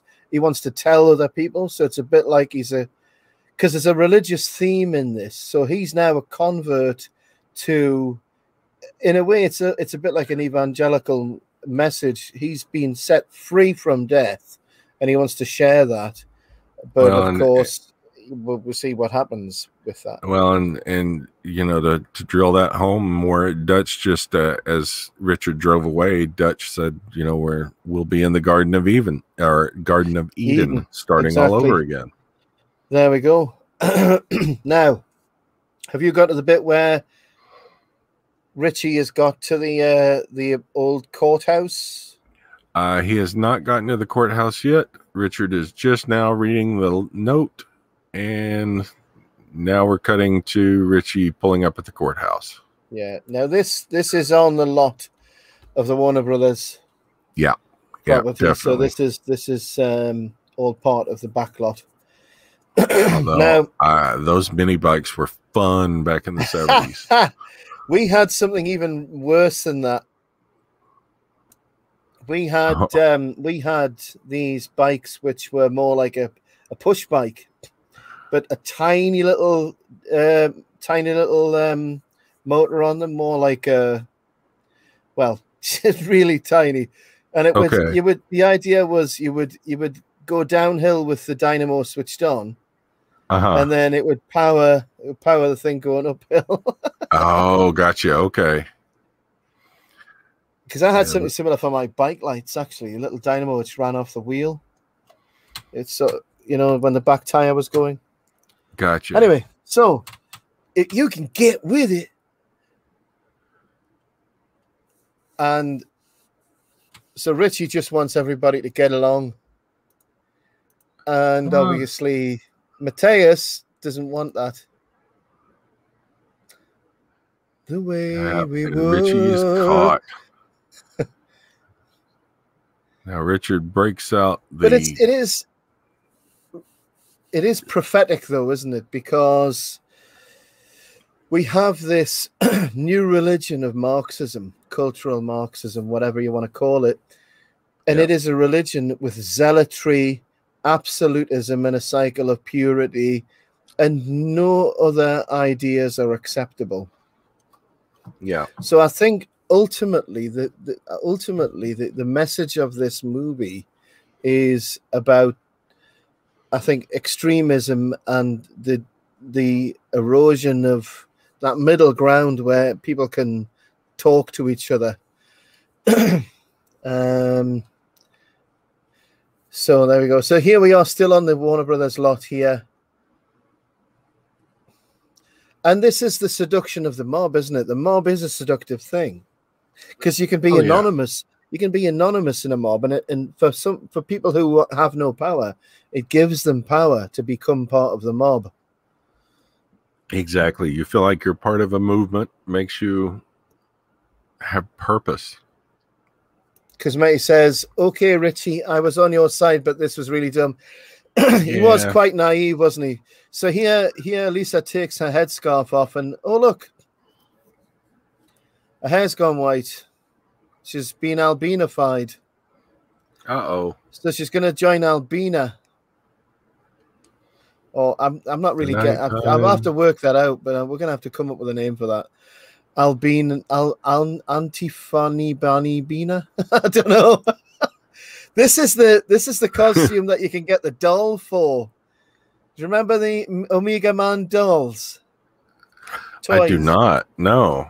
Well, this is the research I did, you see. Apparently, they had these Omega Man action figures in the 70s, and this was the costume they wore. Yep, and here she is, albino-fied. Man, it was so close, so close. By the way, Rosalind Cash was uneasy before our love scene with Charlton Heston. She said, "It feels strange to screw Moses." Screwing Moses. Yeah. By the way, have you got the bit with Richie now? No. Richard has just entered the courthouse, and he's walking along with a flashlight. And have we seen young Richie in there? No. He's coming up. It's coming up. The scene's coming up. I feel sorry for little Richie. Not the famous piano player and singer. Oh, yeah. Oh, yep. There's Richie. Yep. 1 hour, So he 26 says, "Oh minutes, my 50 seconds. God." That's like, that's Charlton Heston's, "You did it, you stupid bastards, you did it." Yeah, albino guys. Back to the Warner Brothers lot. Yeah, back to the lot. Bit of YMCA Village People type stuff going on here. Yeah, and he's just running people over with his Jeep. It's a little bit, I mean, a little bit like the scene from Escape from New York, where Snake Plissken's driving through that part of Broadway.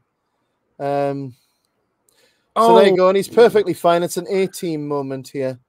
He's turned the car at the Jeep over, but he's fine. I'm fine. Are you fine? Yeah, he's okay. He's got a bit of dirt on his right cheek, though. Now we have this weird sort of fairground music now.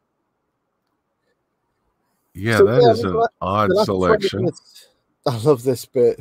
It's like, I'm going to throw rocks at you and arrows. Yeah, I've got a machine gun and grenades. Yeah, the arrows I can kind of get. Throwing rocks, not so much. No. R.I.P. Richie, Cosmetti says. Yes. Yeah. Well, there you go. So now you have a martyr. So he's like the St. Stephen character. Richie. Oh, big boom. Yeah. Full body burn. Yeah, three minions burning. Yeah, people and coming out of the background there. Wildly in the air. You say he absolutely cares nothing for them, but I mean, they are savage.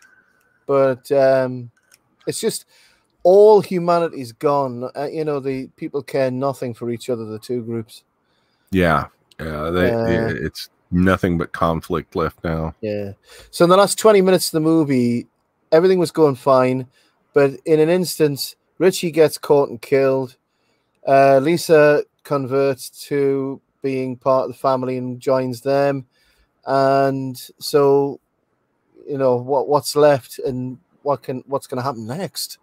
Yeah. So back to the apartment, back to the ongoing chess game with the mannequin. Here comes Lisa in her, I don't know, it's a black dress with hood thing. She's just been flown out of, I'm not going to say it. Yeah. Matthias told her it was necessary. And coming Neville sounds strange, doesn't it? And so he's trying to say, look, you've been on your own all this time. So now this is the final part of the story where the third time they've got in there and they've finally taken hold of his apartment. There's no way he can do anything now.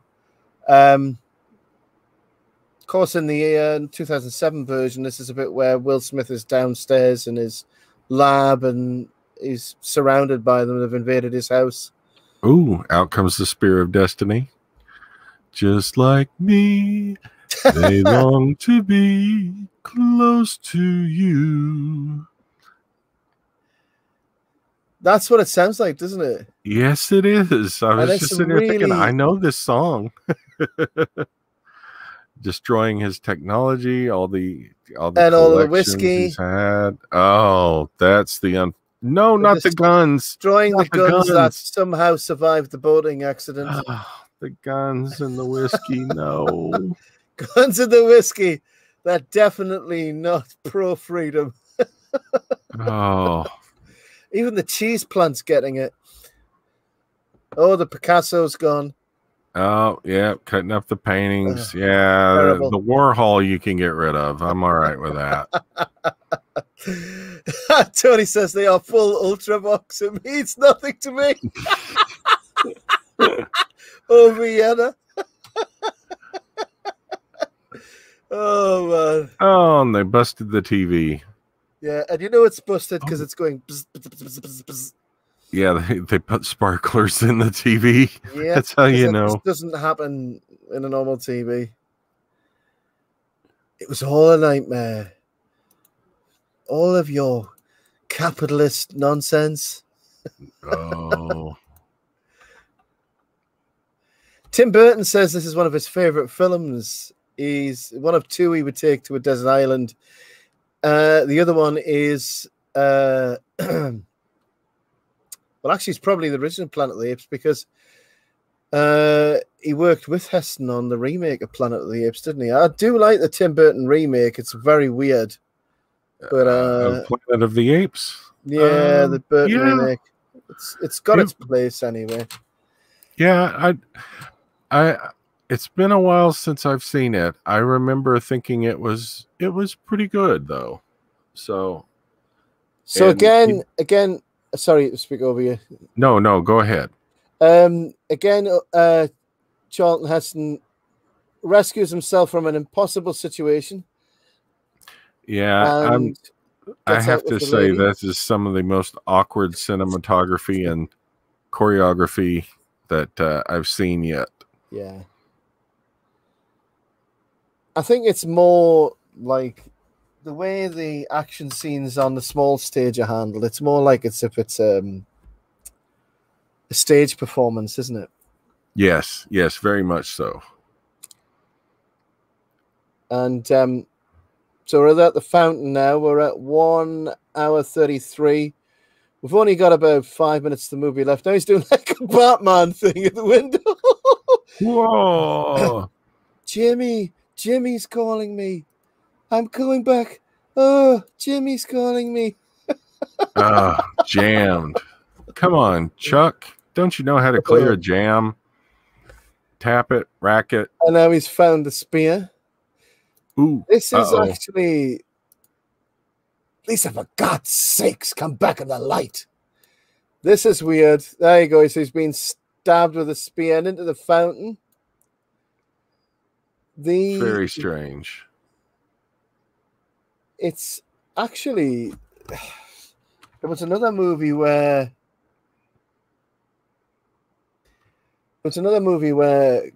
Charlton Heston gets killed with a spear. I think it was...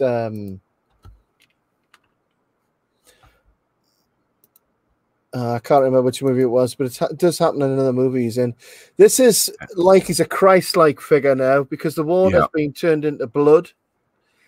And he's sort of prostrate on this fountain, which is supposed to represent a cross. I'm sure there's some deeper, weird, hidden symbols going on in this movie that I'm not picking up on. Yeah, but you know those are the most obvious ones. You know, his side was pierced with a spear, not a spear. If it was pierced with a spear, that would be quite impressive. Yeah, but yeah, hanging on the cross, bleeding out. Yeah, and oh, and here comes Dutch. He doesn't know what's going on. Everything's fine according to, the little kids. Oh, don't look, kids. Bad news, kids. You remember Richard? Yeah, he's busy. Oh, he's still alive. Well, that was extra. Yeah. The virus turns people instantly goofy. It does. It makes them like alcoholics, apparently. When I say that, I mean people who are completely drunk out of their minds, or maybe. Like me. Oh, don't drop the world's only hope.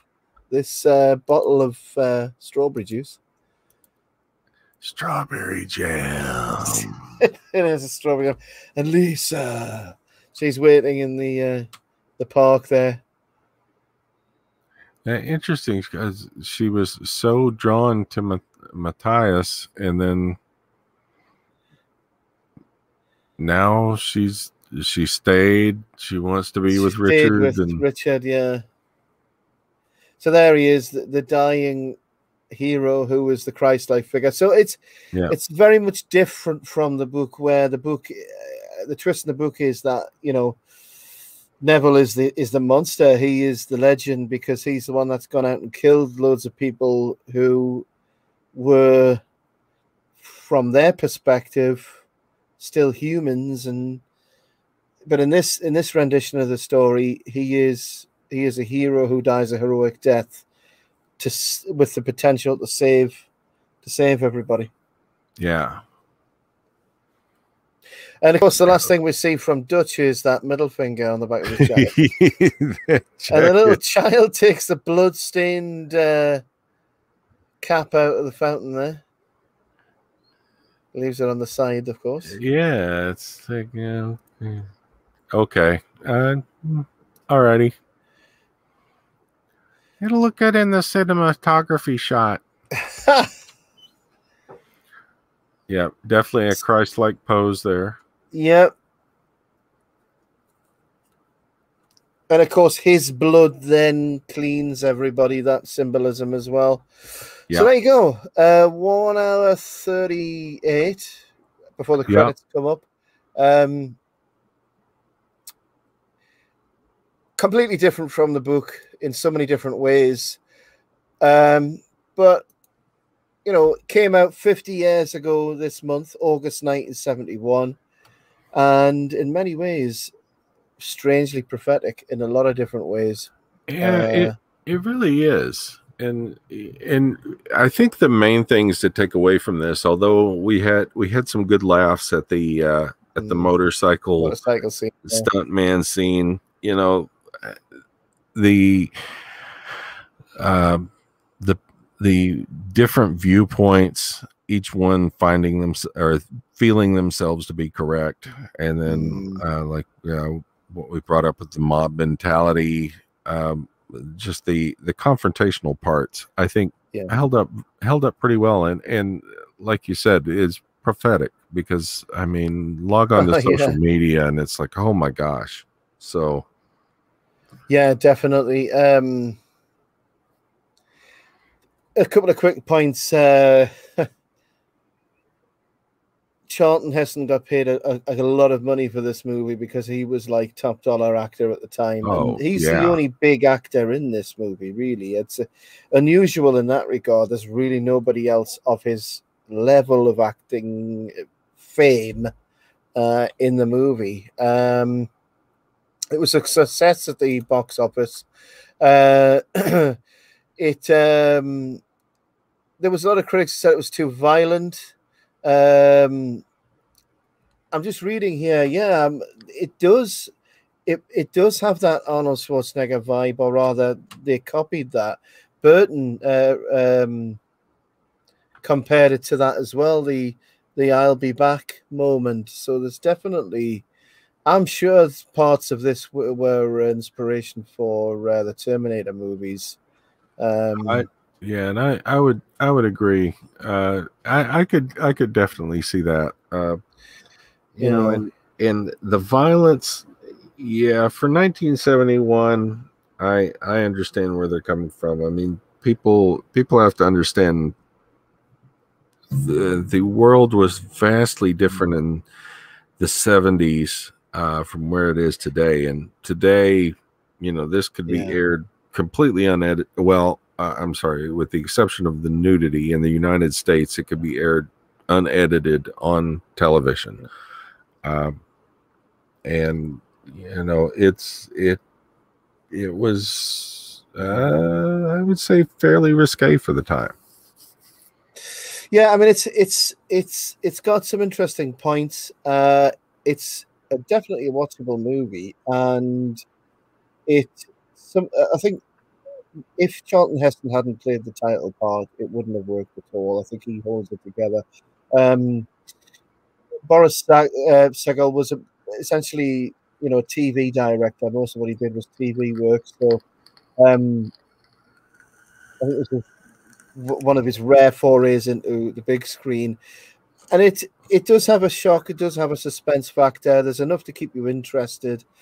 It's not a great work of science fiction, but there's something about the movie which has kept it going for 50 years. It's still held in you know, in high regard by fans who like the movie. I enjoyed it. I can't see anything. I did as well. It is of the era as well. And there was a lot of other movies around the same time which are far, far worse. Oh, absolutely. And it copes with well, I think at the time it wouldn't have been possible to really make an authentic rendition. I think the earlier version of the movie with Vincent Price is held in higher regard, but it avoids a lot of the violence. The Vincent Price movie, you don't actually see very much violence in that movie other than right at the end. You know, you see harrowing scenes of bodies being thrown into graves and things like that, but this is fundamentally an action movie, this particular version from 1971. So yeah, I think it has some interesting ideas, and it is edgy for the time, even though it doesn't go that far. It has black power in it, in as much as you have the relationship between Lisa and Neville. And I certainly think that there are overt messages about extremism at the time. Yes. And, extremism, and as you pointed out, the religious symbology. And as you're going through this, I'm thinking, I'm comparing this in my mind to, for example, the Andromeda Strain. Yeah. You know, which a similar threat, although in Andromeda Strain it's not realized, but vastly different approaches, where Andromeda Strain is very dialogue heavy, very technical heavy. This very is dry movies from that era, wasn't exactly. Whereas this one is, as you said, it's more action oriented, but still tackles similar themes and expands on them. So yeah, and the brevity certainly comes through, because obviously the director was used to direct for TV, so the brevity comes through. Yeah, and I did want to point out, as a TV director, I commend him, because the cinematography was quite good. You know, there were a couple of action scenes fight scenes I kind of laughed at, but you know, to be fair, you know, we're dealing with Charlton Heston, who wasn't old at the time, but he was older. But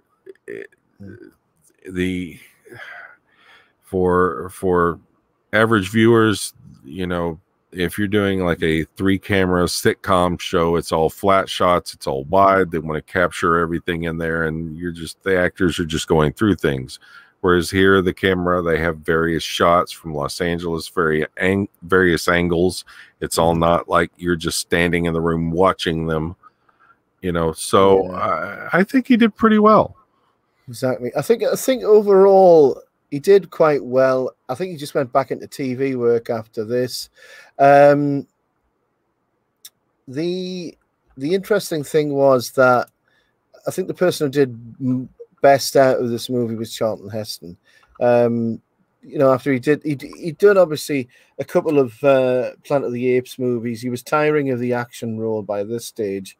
But he did this in 1971. But then 2 years later, this sort of launched him into the dystopian role, where he did Silent Green 2 years on from this with the same producer. And then he did a couple of really bad movies. I mean, he did Airport 1975. He did Earthquake. The less said about Earthquake, the better. Yeah. Yeah, that disaster craze in the 70s that came up with some. Man. What kicked off? Side note, I don't recall, and we've not prepped for this, so forgive us, folks. The disaster movies, was it the Poseidon Adventure that kicked everything off, or was the Poseidon Adventure basically the pinnacle of it? Because you had things like the Towering Inferno, Airport 76, Airport 77, Earthquake, things like that. No, there was because you know all the hijackings that happened in the 60s. They started making movies about hijackings in the late 60s, and that was sort of the origin of the disaster movies. So it was like the and that led into, you know, things going wrong with planes and planes getting hijacked, and then it went on to buildings. And we won't go any further with planes and buildings, but there's been plenty of movies in that genre. And again, we don't want to go near any sort of theories in that direction. Several third rails we need to avoid. But yeah, I think it was the mid to late 60s when that stuff started to come up. Just quickly going back to the chat. I've missed it. I'm sorry, Cosmetti and Tony. I've missed a load of chat here.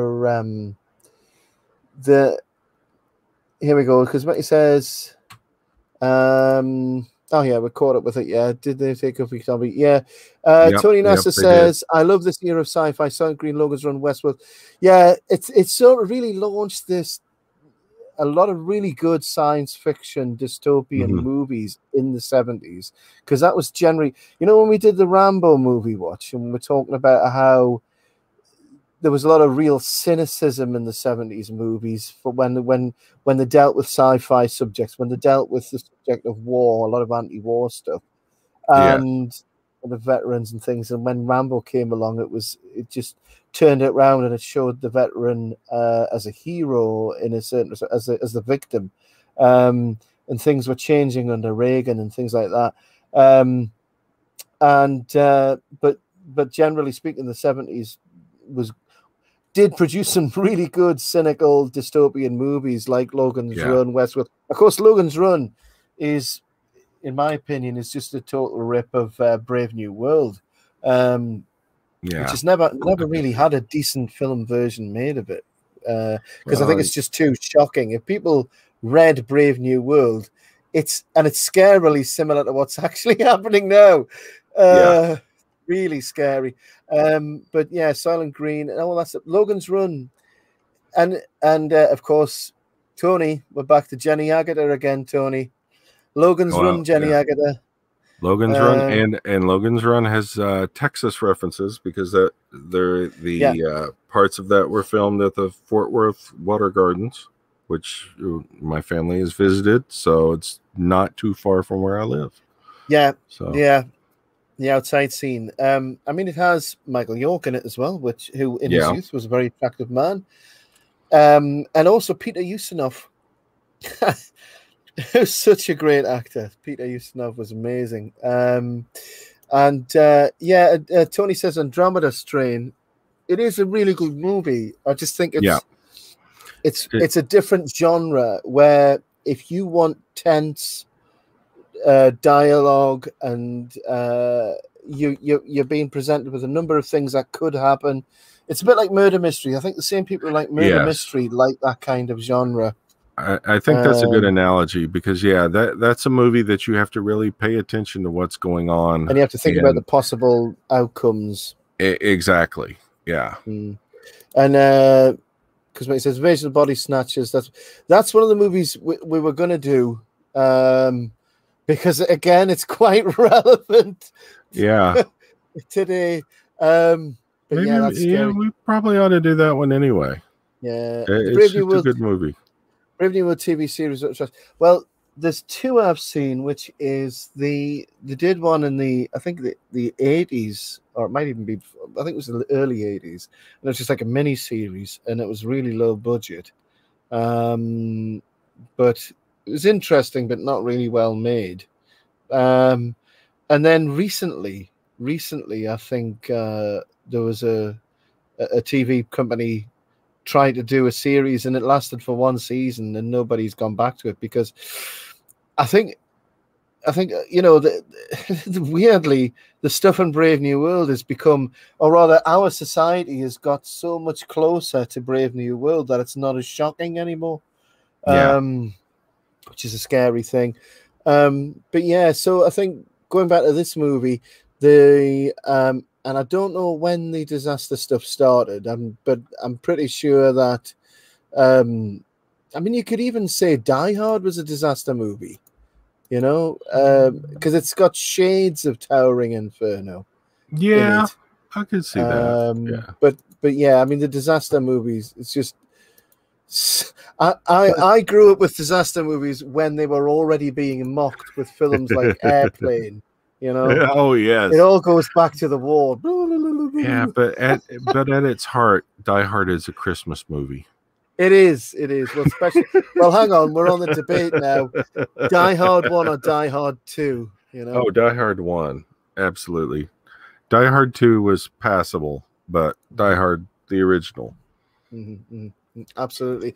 The recent TV series is terrible. Yeah, it is pretty poor that they did for Brave New World. Die Hard 5 was a disaster. Oh God. I think I watched 3 and I've not been able to force myself past that. 2 was pretty much the end of what I could take. But the original Die Hard, fantastic, wonderful movie. Love that for action. Yeah, definitely. And an all-time classic that will never go out of popularity. But I mean, like I say, I think Charlton did well out of this movie, and went on to perform in a couple of other similar movies, Silent Green, and looking here, you've got well, I mean, you've got a couple of really stinkers that he was in, but he was in so much. He was never out of work, and this movie, Omega Man, fits into that time period where it was the 1970s were full of that uncertainty, and they were full of the idea that all of these multiple things could happen. And weirdly, society has come back round to that now. There's so many, unfortunately, so many similarities with the bad things of the 70s right now. Yeah. Which means that we could possibly relate to these movies more now than before. Just no corduroy pants and polyester shirts, please. Yeah. Because when he says, are all the dystopian flicks relevant today? It's like a mashup. It is, isn't it? It's like a salad. It's like a buffet, an all-you-can-eat of dystopia. let's set up a salad bar somewhere and call it Dystopia or something. I don't know. Dystopia House. All the dystopia you can eat. I'm still looking forward to what did we say earlier, the Warlock retro. Retro Tech. Dr. Retro Tech. Yes. You got to write that down. You got to do that, Dr. Retro Tech. Okay. That has to be a thing. So the Retro Wizard. The Wizard of Retro Tech, yeah. But yeah, I think the legacy of the movie is that overall, it was favorably received, but it was a rare outing for the director to do this, but it did lead to other things for Charlton Heston, and it's a movie that endures to today, but it isn't as prominent as Soylent Green or Planet of the Apes, but it fits into that period. If you wanted a set of movies in his career, then this would be one of those 3 or 4 in that era from the late 60s, early 70s. So it's definitely relevant in that time period, and some interesting notions. And again, you know, if it has a solid base for a movie, a solid written story to base a movie on, even though this departs from it wildly, you're still going to get something decent. In today's movie world, where there's more movies made than ever before now, because it's so easy to make movies and so cheap. With CGI and production methods now, anybody can make a movie. That sadly, so many movies are made and they're not based on any firm idea. If you don't have a decent story idea, then it's going to be a rubbish movie. So at least it has a. Sorry, go ahead. No, I was just going to say you're exactly right. You know, story needs to be the number one thing, because with today's technology, you can do whatever you want to do. You can set it anywhere, anytime that you want, but you've got to have the story. Is it shocker? Because Matty says, I've never seen a Die Hard movie. Well, you know what? Maybe since I have some Nakatomi Christmas party apparel in my Teespring store, maybe we'll work something up for Christmas for that. So we should. I mean, there's a definitely. I mean, of the action movies, we've not done that yet, and definitely one we should cover because. You know, who wouldn't enjoy the original Die Hard movie? And there's a whole generation of people who have grown up, maybe not seen the first movie. So yeah, you know, they've seen them. They've seen the memes. So this is it. It's a weird thing, isn't it? Like Gen X, like have seen movies through the memes. Yeah, they haven't really seen any. Sat down, you know. I'm not generalizing, but I would suggest that there's lots of films that they've seen through the eyes of a few memes. I mean, there's even videos on YouTube where people do a movie, but only the memes. Oh yeah. Well, I'd be curious to see. Okay, how many of you kids have sat down and watched Lethal Weapon? You know, which is what affected the buddy cop movie, and it's like. You know, yeah. No, don't watch that. Watch Naked Weapon. Yeah, exactly. Naked Gun.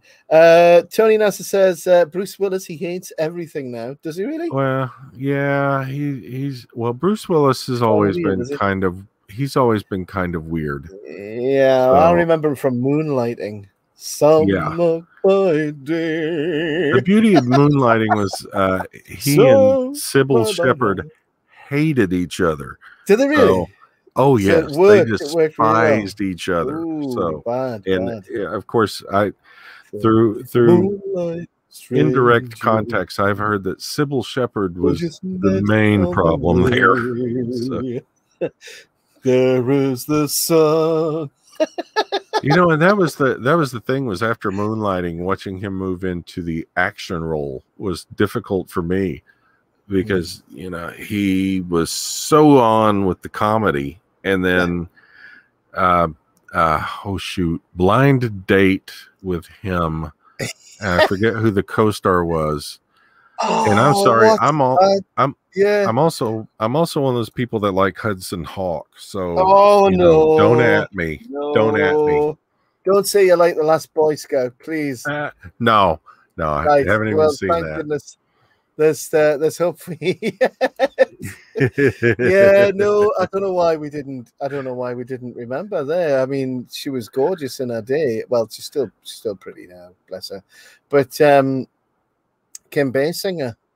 Oh, yeah, Kim Basinger. Yeah. What a beautiful lady she was. I mean, she's still pretty now, but yes, I mean, she was fundamentally gorgeous when she was younger. I mean, everybody's got different strokes of different folks, but she was a very attractive lady in her youth. Absolutely. But that's another really good movie we could do, and strangely, it works. It's a bit of a weird mix-up, but it works. Which one, Hudson Hawk? I'm not on board with Hudson Hawk. Sybil Shepherd wore Birkles to the Birkies to the Oscars. Yeah. So I'm on Bruce's side. Well, I would agree. Yeah, Birkies. It is why I love. Oh, Tony, what's going on here? You've got a mutiny. I'm being surrounded. A space mutiny. That's what he says. Birkenstocks. Yeah, right. Birkenstocks. Yeah. Okay. Well, yeah, and that's well, the Oscars don't even exist now, do they? I mean, they've been woked into non-existence because we know everything woke turns to. Well, you know what? That is one thing that I can say I am grateful to the virus of unknown origin from, is that that one thing I don't really have to listen to very much anymore. Yeah, exactly. So anyway, we'll draw. Oh, Tony says, I guess my love of Hood Smoke was Yes, Tony, you're cancelled now. Sorry, Tony. It's all right. Every time he bans you, I'll let you back in. It's all good, man. Yeah, exactly. Because what he says, never. So, yeah, I mean, overall, it's a watchable movie. It has some really good bits in it. It has some really laughable, hilarious bits in it. Oh yeah, it's definitely a movie you would watch again. It is watchable. You can't deny that. No, and all in all, the story is good. You know, it's just you have some dated elements in it. So it's like you said, we're viewing it in the time period it's in. 50 years old. I mean, the movie that's 50 years old, there's going to be some massive differences. Yes, between then and now. And it's weird because there's parts of it we can still relate to, and parts of it which are just totally alien now.